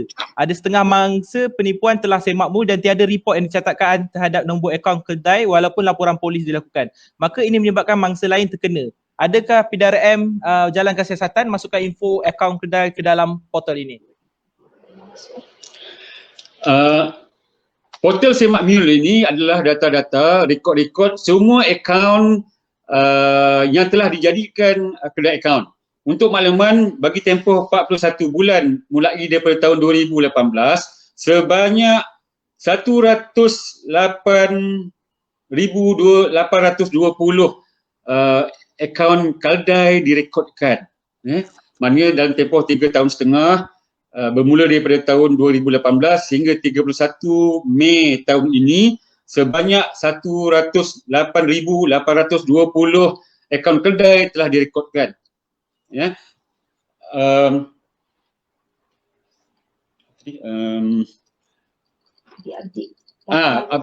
Memang kita sentiasa update. Pada bulan lepas, bukan pada bulan lepas, pada tahun lepas bulan 9, mulai tahun 2018 hingga bulan 9 tahun 2020 ada 80,000. Yang ini daripada bulan 9 tahun lepas sampai bulan 5 tahun ini ada 7 bulan, bertambah lagi daripada 80,000 sekarang saya sebut 108. Maknanya ada lebih kurang bertambah dalam 25,000 lebih lah dalam tempoh 7 bulan. Kita memang sentiasa update, tapi untuk makluman tuan-tuan dan perempuan, seperti yang dikatakan tadi oleh Tuan Moderator, bahawa ada kalanya bila disemak, didapati tak ada dalam rekod. Memang itu kalau tak ada dalam rekod, itu adalah akaun baru.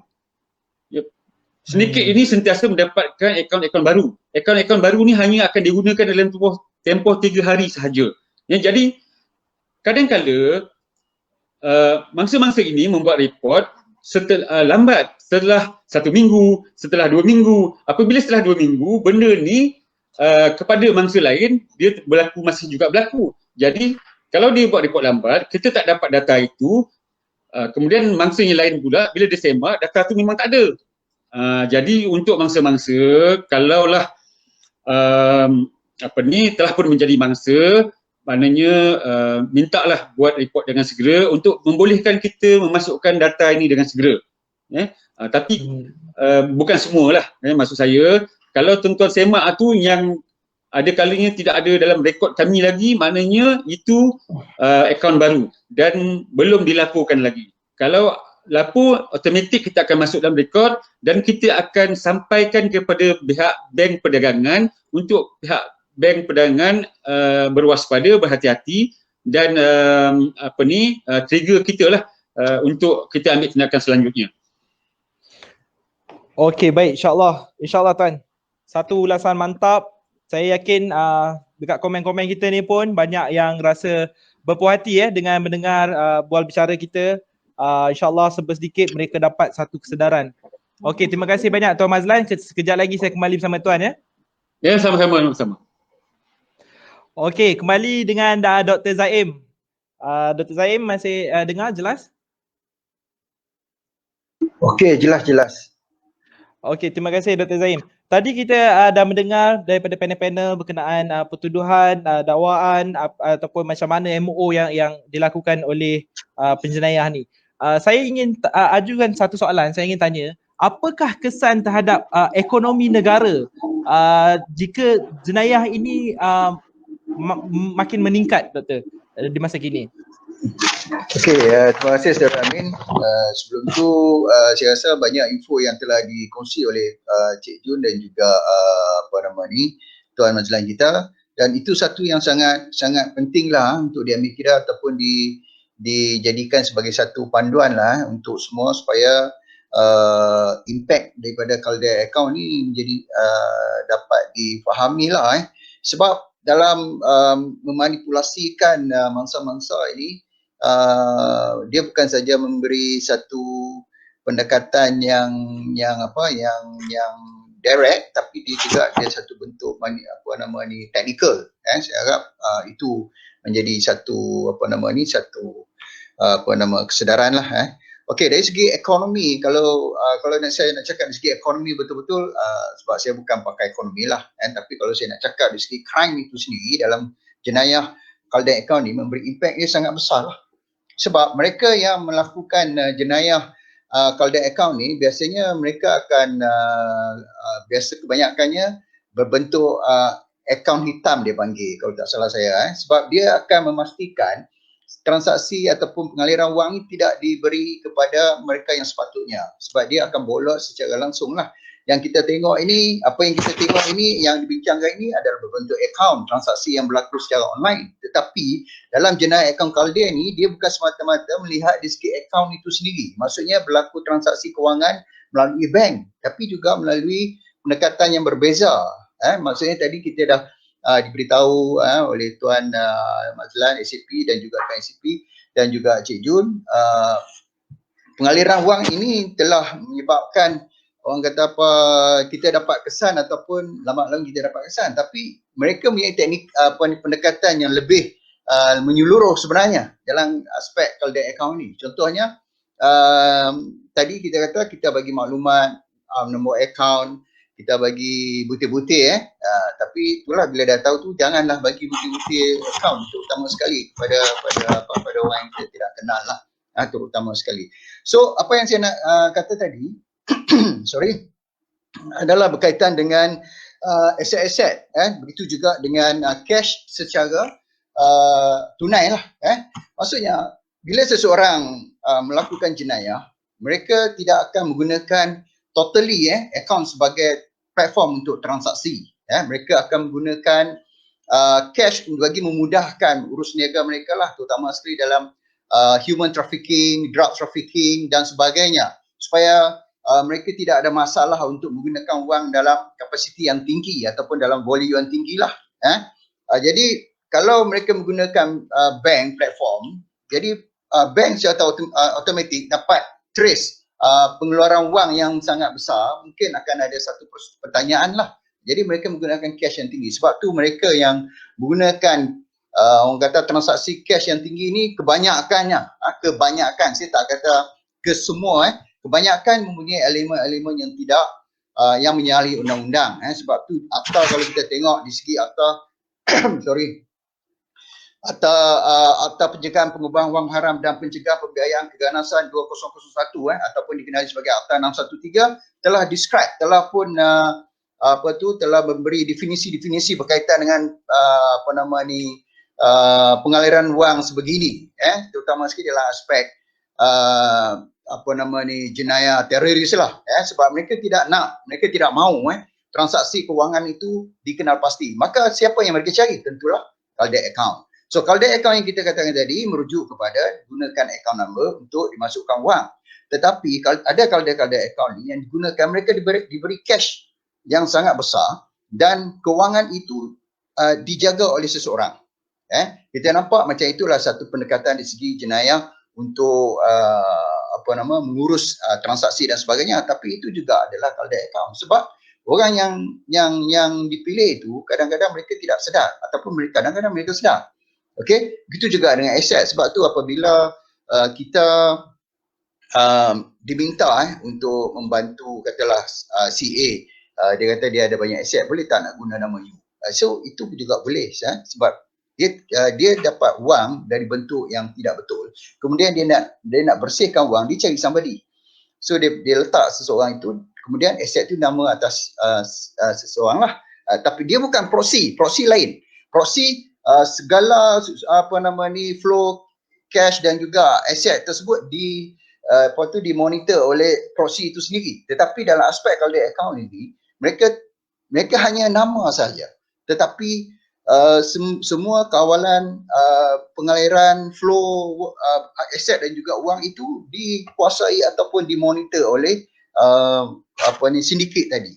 Sebab dalam aspek jenayah sekarang ni kita nampak, sebab dalam era 70-an 60-an era sindiket ni telah pun berlaku especially di Itali, di Amerika, ataupun dikenali sebagai kumpulan gangster ataupun mafia. Tapi dalam aspek jenayah kewangan sekarang ni, dia bukan melihat dari segi gangster saja, dia melihat dari segi teknikal, orang yang cik pandai, orang boleh manipulate sistem dan sebagainya. Itu dia lebih luas. Itu yang saya katakan tadi, pendekatan Caldex account ni agak begitu luas dan sesuatu yang perlu dilihat secara komprehensif, sama ada dari segi masyarakat itu sendiri. Dia perlu peka, perlu sedar, perlu tahu supaya dia tidak terpedaya, termasuk dalam mangsa Caldex account ni. Seperti yang Tuan SCP katakan tadi, mereka yang masuk yang sama ada rela atau tidak di bawah kesalahan ini, hukuman tetap sama,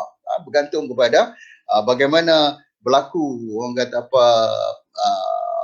dari segi di mahkamah lah, sebab hakim akan lihat di kedua-dua belah pihak, sama ada defendant ataupun plaintiff. Okey, so saya ingat itu dululah Saudara Amin. Terima kasih banyak Doktor. Mantap. Cara nak bersihkan wang, cara bagaimana penjenayah tu sendiri, dia dah ambil duit tu, dia cuci duit tu, Doktor. InsyaAllah kita manfaat kepada pendengar. Okey, Cik Jun, saya ada beberapa soalan ni. Memang ramai orang nak tuju Cik Jun ni. Ramai orang rupanya pengikut follower Cik Jun, saya rasa. Oh, banyak Pertama sekali saya dapat lihat kat sini dia orang bercadang, berkongsi bagaimana nak tingkatkan awareness tahap kesedaran masyarakat ni. Jadi antara mereka maklum kata macam dulu ada satu cara penguatkuasa nak beri awareness pada masyarakat berkenaan jenayah ialah mengeluarkan filem seperti Gerak Khas ataupun mewujudkan siri-siri, dan ada yang kata kat sini lebih banyak di selingan iklan berkenaan dengan jenayah keldai ni di TV dan radio. Boleh Cik Jun kongsikan apa usaha Bank Negara yang dah buat dalam seperti dalam radio dan sebagainya, yang mana saya tahu Cik Jun memang selalu masuk radio. Mungkin boleh kongsi kepada masyarakat bagaimana nak dapat channel tu. Betul. Okey, terima kasih. Amin, betul Amil. I think kita rasa preventive is better than cure lah. Sebelum terjebak, baik kita bagi peringatan supaya macam sebelum sakit kita makan ubat siap-siap ke makan vitamin dulu. Sama juga. So dalam hal ini memang Bank Negara dengan kerjasama, kita tak boleh bekerja seorang-seorang. So, sebab tu kita dengan polis, kita dengan MCMC, semua kita kata, dia cerita secara general jenayah keuangan. Termasuklah Macau scam, termasuklah love scam, termasuklah e-commerce scam. Tetapi bila kita cakap pasal mule ni sebenarnya sebab dia menggunakan akaun ni akaun bank. So bank ni dikawal selia oleh Bank Negara. Jadi nak tak nak Bank Negara, kami bekerjasama juga dengan Association of Bank, dengan bank-bank sendiri sentiasa mengingatkan orang ramai akan implikasi jika menjadi orang kata new account holder tadi. Sebab kalau dalam international punya term dia panggil money muling. Dia dah tak pakai account dah, tetapi dia tengok sekarang ni e-payment ya. Duit dah tak masuk dalam account, tetapi sekarang ni kita nak transfer duit pun senang, kita ada touch and go. So itu adalah kebanyakannya dah menggunakan teknologi, orang kata online transaction kan. So dalam hal ni kita perlu juga ingatkan, satu daripada segi orang ramai tadi ya, kita perlu ingatkan tanggungjawab dalam memegang akaun. Sebab tu kita cakap juga dekat bank, semasa ada pembukaan akaun yang baru, bank-bank kena take through dengan pelanggan, ini you punya hak dan tanggungjawab dan apa implikasinya. Sebab dekat situ pencegahan kita lah. Tetapi yang secara besar macam inilah program-program yang kami buat untuk kesedaran. Tetapi kalau mule ni kita akan orang kata connectkan dia dengan biggest jenayah keuangan. Macau scam, skim cepat kaya, phishing kan. Semua itu kita boleh cerita tengah-tengah tu jangan jadi mule account sebab implikasinya besar lah. Cuma tadi mungkin saya bertambah sikit daripada Dr. Zaim punya daripada segi implikasi daripada ekonomi ini sangat besar sebenarnya. Tapi cuma ambil contoh daripada Macau scam tadi. Tahun 2020, 257 juta. Duit tu, ke mana pergi duit tu? Sebenarnya duit tu kalau kita contribute balik kepada ekonomi lah, kalau katakanlah kan kita bagi balik ekonomi, itu pun boleh orang kata menolong ekonomi kita. Tetapi duit tu pergi ke mana sebenarnya? Kan? Itu orang kata yang sangat straightforwardnya, duit yang hilang daripada orang kata kita punya sistem keuangan yang sebenarnya boleh menjana lagi aktiviti. Kalau bagi Kak Zaim beli rumah 1 juta pun, kalau tu dah boleh dapat berapa juta rumah dah kan. So dalam hal ini kita rasa kita perlu memainkan peranan sebagai pemegang akaun itu sendiri ya. Tetapi kita pihak berkuasa, kita memantau daripada segi surveillance, daripada segi enforcement, daripada segi regulasinya ya. Tetapi kita juga Amin, kita tengok juga ya kesan daripada email tadi tu, dia sebenarnya daripada kesan kehidupan macam Tuan Mazlan cakap tadi, jiwa kacau saja tak apa lagi, tapi ni bila dia menyebabkan kehidupan kita tu. Sebab saya ada juga kes yang saya kendalikan, dia sebenarnya bukan dia mangsa dia sebenarnya nak masuk Bitcoin. Ni cerita juga pasal Bitcoin. Bitcoin ni boleh ke dipakai di Malaysia ni sebenarnya? So secara general Bitcoin tidak diiktiraf sebagai currency di Malaysia. Jadi somehow dia nak masuk, konon-kononnya nak melabur dalam Bitcoin. Sebab dia nak melabur dalam Bitcoin tu dia kena serahkan akaun. Seorang wanita ya, lepas tu dia dah kata dia dah masuk, dah bagi, lepas tu dia dah lupa. Tiba-tiba bank call dia, kenapa kita terpaksa tutup semuanya akaun. Masalah dia adalah peniaga. Bila peniaga, bukan akaun sendiri saja, tetapi akaun perniagaan dia lagi. Dia ada kontrak-kontrak dengan kerajaan, dengan dia punya orang kata pelanggan-pelanggan. Jadi sekarang dia punya implikasi bukan saja pada diri dia, tetapi perniagaan dia. Bila perniagaan tu tak dapat duit, contoh dia nak dapat duit, dia dapat dalam kes ni satu bank benarkan dia pakai dia punya akaun, tetapi dia tak boleh keluarkan duit. Macam mana tu? Duit masuk tapi tak boleh keluarkan duit. Dia terpaksa menggunakan staff dia punya nama, dia nak tulis cek atas nama staff dia dan staff dia pula kena pergi bank untuk cash outkan dia cek. Punca-puncanya sebab dia masuk tadi Bitcoin tadi, dia pun tak tahu yang sebenarnya dia dah terjebak jadi mule. Sebab bila dia pergi dekat polis kata akaun dia telah digunakan untuk satu kegiatan. Jadi mule lah dekat situ. Ya. So memang dia dapat kontrak di kerajaan. So kerajaan kata, macam tadi kata tuan ni, kalau dapat kerajaan nak tengok kita punya akaun. Kalau kita pun tak ada akaun, macam mana nak menjalankan bisnes? Itu ada integriti orang kata terlibat dekat sana. So nak percaya tak kalau orang dah ada rekod jenayah, kita nak bagi ke bisnes dekat dia. So benda-benda ni sebenarnya kita kena ambil pengiktibaran lah. Ya, jadi balik kepada soalan Amin tadi, tadi tu dia punya, apa benda soalan Amin? Dah cerita panjang dia dah lupa, dia punya usaha untuk mengiklankan di radio, TV ataupun komuniti yang lebih kecil di pendalaman dan sebagainya? Okay, so tadi dah dapat jawapan yang juga tu kita bagi awareness yang memang secara sekarang ni besar-besaran lah kita buat ya. Cuma mungkin Cik Jun boleh share juga sedikit, mungkin kalau kita terasa dalam kelompok ni kot kita rasa kita mungkin perlu berhati-hati. Kita nampak profil mule account ni ya, dia sekarang ni berumur 60% ya, berumur 20 tahun ke 40 tahun.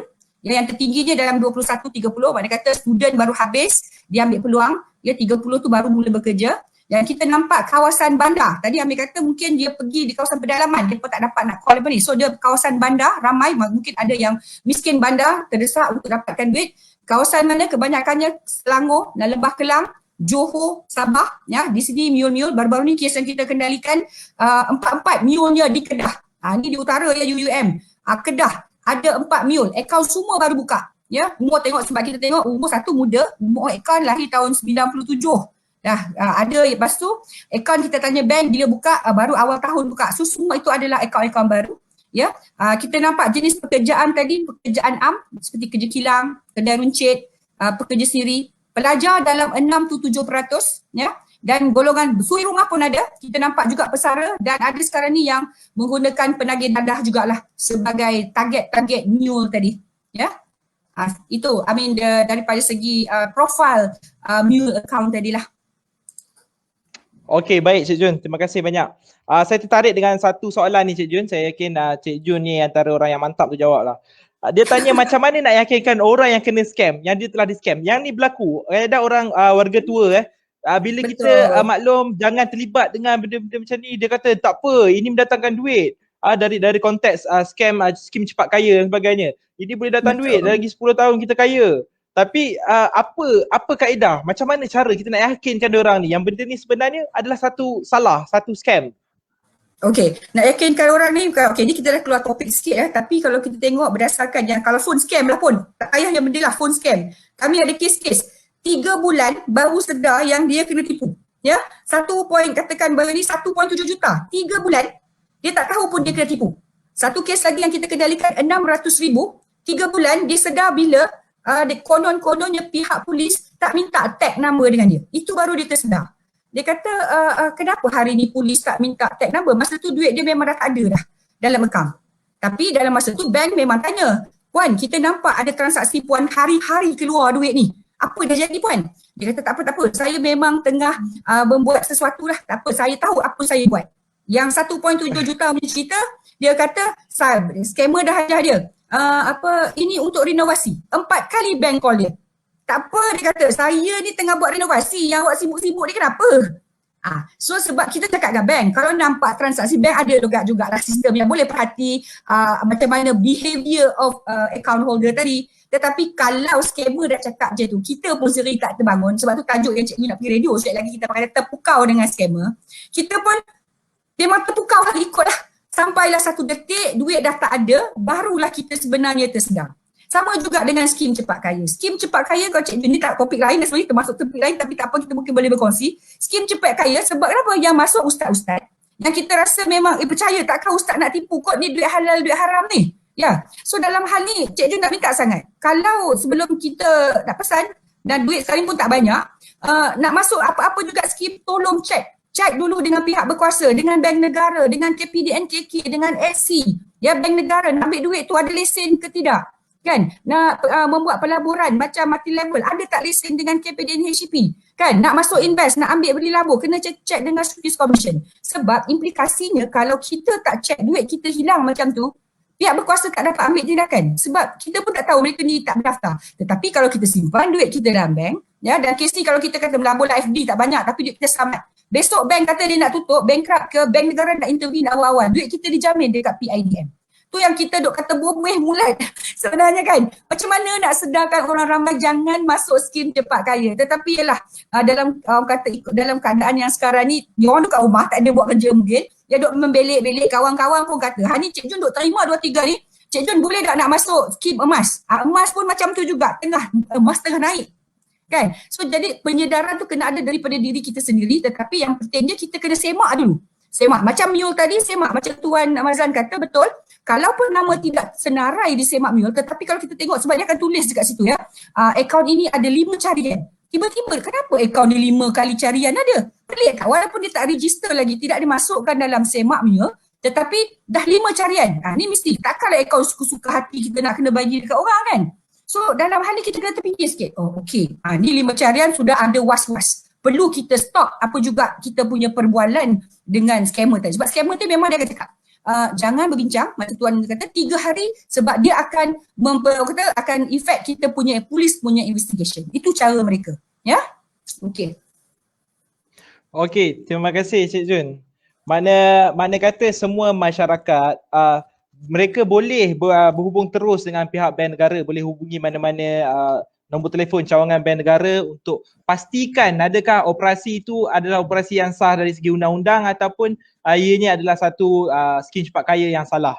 Betul. Terima kasih banyak-banyak Cik Jun. Hubungi dulu ya, sama-sama. Okey. Kembali kepada Tuan Mazlan, saya nak kaitkan sikit dengan scam ni ada soalan tadi daripada sebentar saya. Okey, daripada Puan Rusina Rashid, Nur Amin, tolong tanya pasal kutipan wang dari orang ramai dan janjikan pulangan yang lumayan. Kutipan diambil dari orang-orang susah. Makna kata ni skim cepat kaya lah yang macam Cik Jun cakap tadi. Apa bukti yang diperlukan sampai pelaku tu boleh dituduh di mahkamah? Boleh didapati bersalah? Boleh kongsikan sedikit. Mungkin masyarakat luar sana bila dia tahu, orang ni dah buat sampai tahap ni, jadi memang patut report. Apa poin yang perlu masyarakat tahu untuk reportkan benda itu adalah satu kesalahan?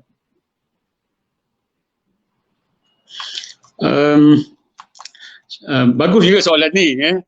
Ini macam orang yang bertanya soalan ni pun macam pernah mengalami ni katanya ni. Walau bagaimanapun tak apa. Dia begini kalau kita ambil duit daripada seseorang, macam tadi dikatakan skim cepat kaya, tapi saya tak nampak bila seseorang itu ambil duit, kutip duit ni kalau katakan kita nak bawa illegal deposit taking ataupun mengambil deposit tanpa lesen, itu kalau biasanya bagi syarikat-syarikat lah. Biasanya syarikat-syarikat pelaburan ini apabila dia menawarkan pelaburan, dia ambil, dia kata kena masuk skim ni, bayar macam ni lah. Itu yang bersyarikat. Kalau yang tak bersyarikat ni, kalau macam Pak Mantelo pada satu ketika dahulu, dia memang tak ada langsung apa dokumen pun. Tapi kita masih sanggup lagi masuk skim tu, kita masuk 350 dengan mengharapkan kita dapat imbuhan berapa persen. So bagi kes-kes jenayah komersial ini, tuan-tuan kena ingat, kita memerlukan dokumentasi, dokumen yang perlu. Kalau dalam kita nak tuduh orang, kita nak katakan kita dah serahkan duit pada orang, kita kena ada buktilah bahawa kita telah pun menyerah duit kepada orang. Apa dia? Resit. Kalau kita transfer duit, kita perlukan slip transit kewangan itu disimpan. Kita perlukan itu. Kalau kita katakan kita bayar tunai, kalau kita ada saksi, bolehlah kita gunakan saksi tersebut. Kalau itu pun saksi itu saksi yang reliable untuk diketengahkan. Kalau saksi itu pun saksi yang tak boleh dipakai, payah juga. Tapi untuk makluman semua, bagi kes-kes jenayah komersial ini, apa yang penting semua adalah dokumen. Kalau you orang tak ada dokumen, dia sedikit sebanyak mencacatkan keterangan untuk kita nak mengaitkan dengan si pelaku lah ataupun penjenayah berkaitan. Dan jangan risau, contohnya kalau langsung tak ada dokumen, tapi tuan-tuan bayar tunai separuh, bayar ada resit, ada dokumen separuh. Jadi kemungkinan yang tunai, transaksi yang tunai kita tak dapat buat pertuduhan, tapi kita akan tuduh di yang mana yang ada resit lah. Itu sebab kadang-kadang tuan-tuan baca dalam surat khabar ada 50 pertuduhan, kena charge 30 pertuduhan. Kadang-kadang kita mangsa tu buat transaksi itu lebih daripada 50, tapi kenapa kita tuduh 30 saja? 30 itulah yang ada keterangan yang mencukupi yang bolehkan kita buat pertuduhan. Jadi itulah saja yang boleh kita tuduh. Maknanya yang tak ada tu memangnya tak adalah. Kita tak mampulah nak membuat pertuduhan kepada transaksi yang tidak ada hitam putih lah orang kata. So tuan-tuan dan puan-puan, contohnya lah kita biasa bagi pinjam duit pada kawan-kawan. Bila kita bagi pinjam memang tak ada dokumen. Kawan pinjam 1,000, 2,000 ataupun berulang-ulang bagi pinjam. Dekat tak kira lah sama ada dia nak buatkan nak majukan perniagaan ke, pinjaman peribadi ke dan sebagainya, tak ada isu. Tapi kalau tuan-tuan hanya bagi sahaja macam tu tanpa dokumen, itu kita boleh katakan juga itu satu family loan. Jadi kita kena tengok juga sebenarnya. Dan kalau perempuan buat satu surat perjanjian juga, contohnya buat satu perjanjian, saya bagi serahkan duit ni sekian-sekian kerana kasihan, kerana nak bagi pinjaman. Jadi kita akan mengkajilah dokumen perjanjian itu sebenarnya dokumen friendly loan ke, dokumen memang untuk satu projek yang ditawarkan tapi tidak dapat dilaksanakan, ataupun dokumen itu satu manipulasi ataupun dokumen yang mahu menipu tuan-tuan dan perempuan. Itu yang boleh saya katakan. Baik, terima kasih tuan. Mungkin saya nak tambah sikit saudara moderator berkaitan dengan Tuan Mazlan. Satu lagi macam tuan bagi tahu tadi, kalau kita bagi pinjam duit kemudian berlaku transaksi, itu satu. Kadang-kadang orang saja nak dapatkan akaun nombor kita. Dia saja pinjam duit pada kita. Kan? Dia kata mari pinjam RM50, kita tak apa, nanti dia bank in. Okay? So masa dia nak bank in tu dia minta akaun kita. Jadi dia gunakan akaun kita tu untuk orang lain masuk duit, kemudian dia bagi tahu kat kawan yang dia pinjam tu, dia kata saya ni dah terlebih bank in kat you ataupun tak apalah, dah saya pun ada juga orang pinjam, jadi saya tak nak bagi akaun saya lah, bagi akaun you. Secara tak langsung kita tak sedar bahawa itu berlakunya satu manipulasi kelda akaun. Sama juga bila kita buat sale di macam sekarang ni Shopee dan sebagainya, make sure orang kata bila bagi akaun tu jangan personal. Kecuali lah kita buat satu kedai account company tu okey, sebab benda ni boleh berlaku manipulasi lah, terutama yang kita kenal lah. Yang tak kenal tu is okey lah, dia jarang orang yang nak manipulate ni nak ambil kesempatan. Tapi kalau orang yang kenal tu maksudnya kita kenal pun tak berapa kenal sangat, tak berapa ni sangat, so dia boleh manipulasi. That's why bila kita nak beri pinjam duit pada kawan-kawan yang kita rasa yang kita cuba kenal pastilah, cuba orang kata memahami dia punya latar belakang dan sebagainya, supaya tak berlaku apa-apa kesan-kesan yang bermasalah di segi kesalahan undang-undang lah. Ya, itu Amin. Terima kasih. Baik, insyaAllah. Terima kasih Doktor. Cik Jun, satu soalan ni. Tak boleh ke kalau kita report polis hari ni, esok beku akaun? Mana kata kalau ada suspicious account tu, lepas tu kita mangsa pergi report, ataupun orang yang kena tipu tu pergi report, boleh tak Bank Negara terus buku akaun tu? Okey, soalan memang soalan Cik Pumas lah. Memang soalan itu soalan tanya kenapa bank lambat sangat nak ambil tindakan. Sebenarnya kan macam Cik Jun kata tadi, kalau cepat lapor, insyaAllah kita akan block the account. Itu apa terjadi yang baru-baru ni. Dapat dia kena tipu, kita cepat-cepat laporan polis dibuat, dia pun sendiri lapor dengan bank, mana kata akaun dia dah tak boleh keluar duit. Tetapi kita tengok money trail tadi, duit masuk dekat akaun Mule tadi. Akaun Mule tadi tu kita tengok transaksi dia pukul 12 masuk duit dekat akaun Mule, 1 minit duit dah tak ada dalam akaun. Ya. So sebenarnya dia punya cerita adalah berapa cepat kita membuat laporan. Sebab kalau kita lambat, memanglah tak dapat dan nolongnya kata orang putih. So kita putih mata je lah dekat situ. Sebab money trail macam satu kes ni, dia sekarang ni orang dah pandai juga. Dia ada banyak layer First mule, second mule, third mule tu dah keluar kepada cash tadi. Cash dah keluar kat ATM machine ataupun dah keluar daripada counter. So dalam hal ni kita kata berapa cepat you bagi tahu the bank. Sebab macam Cik Jun kata tadi tu ada kes yang 3 bulan baru sedar. So kita tengok akaun mule tadi tu dah tak aktif dah pun. Sebab dia pandai, dia akan beritahu okey 3 bulan duit dah habis, cepat-cepat keluarkan daripada akaun mule tadi. Tetapi macam menjawab soalan yang bertanya tadi, kalau dapat maklumat cepat, kita juga akan blast the information. Sebab polis dengan bank negara, the moment kita dapat, polis akan sedahkan kita maklumat tu dan kita akan call. Dan kita akan call the bank sebenarnya part of kita punya task force untuk kita terus bagi tahu, sila ambil tindakan ke atas akaun-akaun ni lah. Sebab tu yang ada berapa tadi tu kau kata Tuan Mazlan tadi ada 100 lebih ribu mule account kan, memang betul itu semua dah dilaporkan. Bayangkan 3 tahun. Kalau kita average out pun satu hari berapa banyak kes yang dilaporkan kepada bank-bank. Tetapi dia punya unintended consequence tadi tu banyak pula lah datang ke bank negara untuk memohon supaya akaun-akaun tadi dibuka, nak terima gaji, nak makan macam mana. Itu dia punya orang kata kesan-kesan dia tadilah. Ya. Baik, insya-Allah. Terima kasih Cik Jun. Okey, kita pun dah hampir sampai ke penghujung program Mungkin Cik Jun ada nasihat akhir yang nak sampaikan kepada masyarakat? Okey, untuk yang mule lah, kita kata mule tadi, tolong orang kata berhati-hati dan tolong sebagai pemegang akaun, tolong bertanggungjawab terhadap apa juga yang transaksi dalam akaun. Macam Cik Ju kata di awal tadi, kalau bukan itu transaksi you, cepat-cepat bagi tahu bank. Ya, supaya you at least boleh protect yourself. Kalau ada apa, mana tahu tiba-tiba ada report polis, ya, 2-3 hari lepas tu ada menggunakan nama akaun, you dah bagi tahu dekat bank. Bank, ini bukan transaksi saya, ya. So jangan benarkan orang lain guna akaun kita, termasuklah apa juga permohonan pinjaman tu kita nak minta, orang minta akaun jangan bagi. Dan kalau kata nak memohon pekerjaan pun terdesak ke, kita kata selalunya akaun secara logiknya bila kita dah dapat bekerja barulah kita bagi akaun kita tadi. Kenapa kita belum dapat, kita perlu serahkan akaun kita tadi. Ya, yang kedua mungkin Cik Ju rasa kita ni perlulah orang kata kekal berinformasi. Ya, banyak dah kita buat orang kata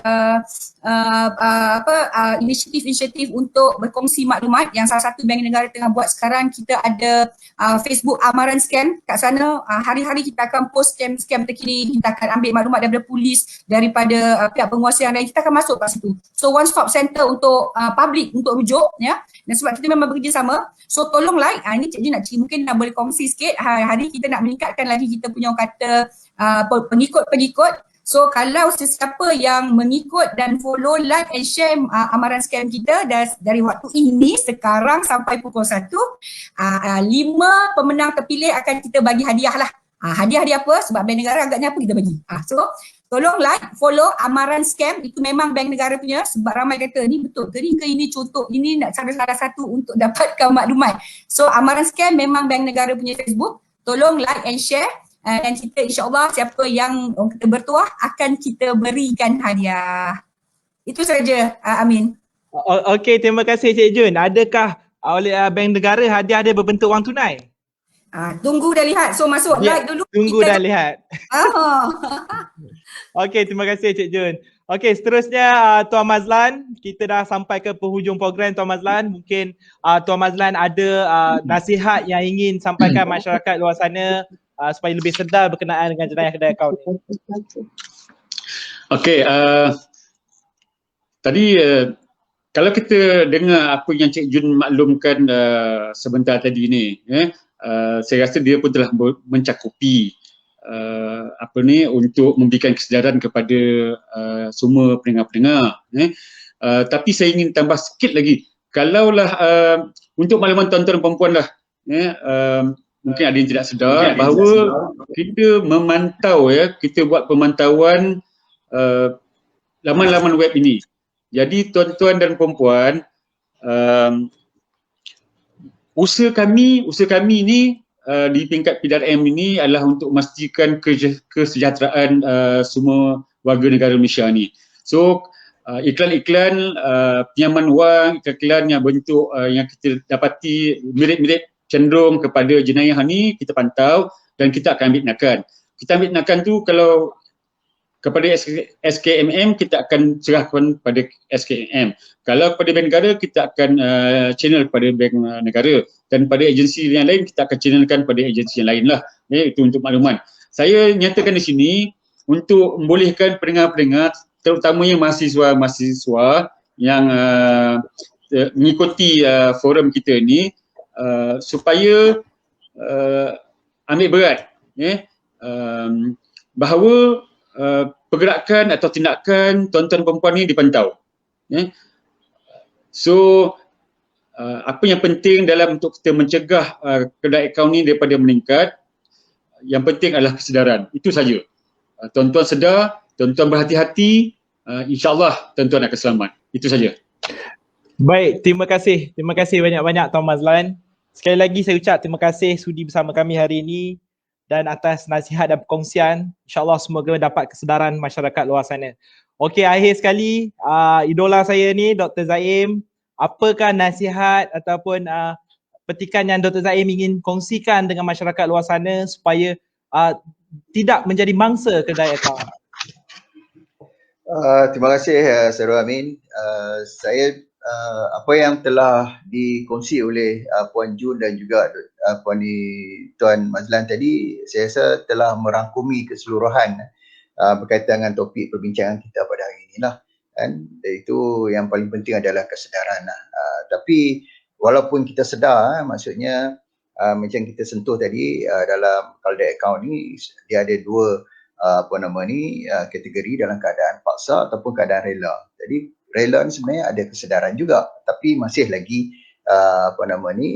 mangsa tertarik. Sebab apa? Sebab dorongan ataupun kita panggil satu orang kata apa, tawaran yang tidak masuk akal dan sebagainya, seperti yang mana kita tengok banyak bank negara telah buat short video ataupun telah buat expose berkaitan dengan perlakuan Qalda account ni. Maksudnya kita duduk tak payah buat apa pun, kita akan dapat imbuhan. So dari segi realitinya ataupun rasionalnya adalah mustahil tanpa kita usaha ataupun kita melakukan sesuatu, kita boleh dapat imbuhan yang konsisten. Ya, itu satu yang mustahil lah. Maksudnya sesuatu yang kita nak, kita kena usaha lah. Itu paling penting lah. Jadi walaupun kita ditawarkan dengan pelbagai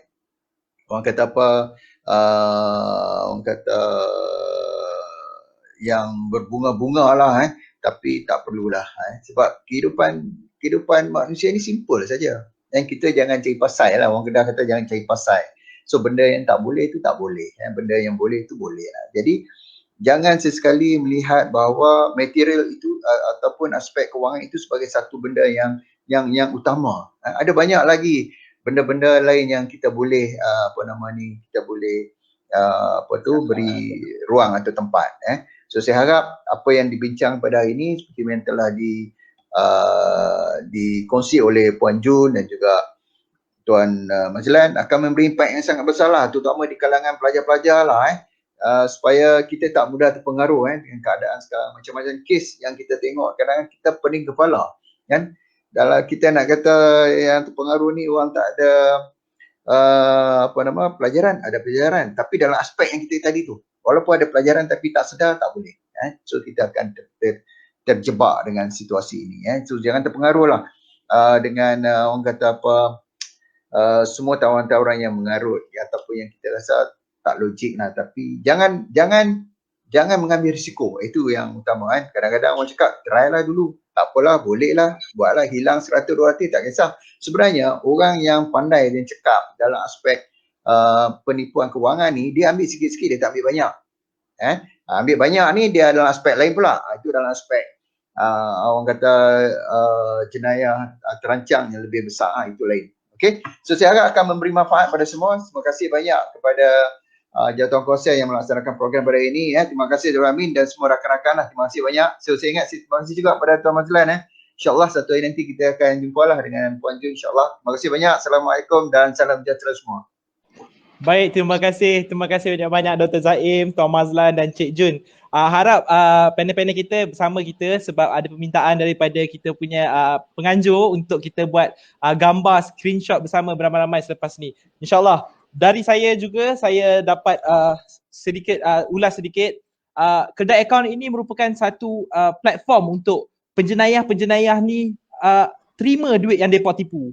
Yang mereka tipu orang kat sana, mereka scam ataupun mereka buat skin cepat kaya. Mereka gunakan kedai akaun ni untuk cuci duit tu, untuk keluarkan duit tu. Jadi saya yakin kalau satu hari nanti kita berjaya, semua masyarakat dapat tutup, tidak menjadi mangsa kedai akaun ataupun tidak terpengaruh, tidak terpedaya menjadi kedai akaun, kita akan berjaya juga mengekang scam-scam yang berlaku di masa kini. InsyaAllah. Semoga kita sama-sama dapat manfaat daripada bual bicara santai kedai akaun ancaman keselamatan ini.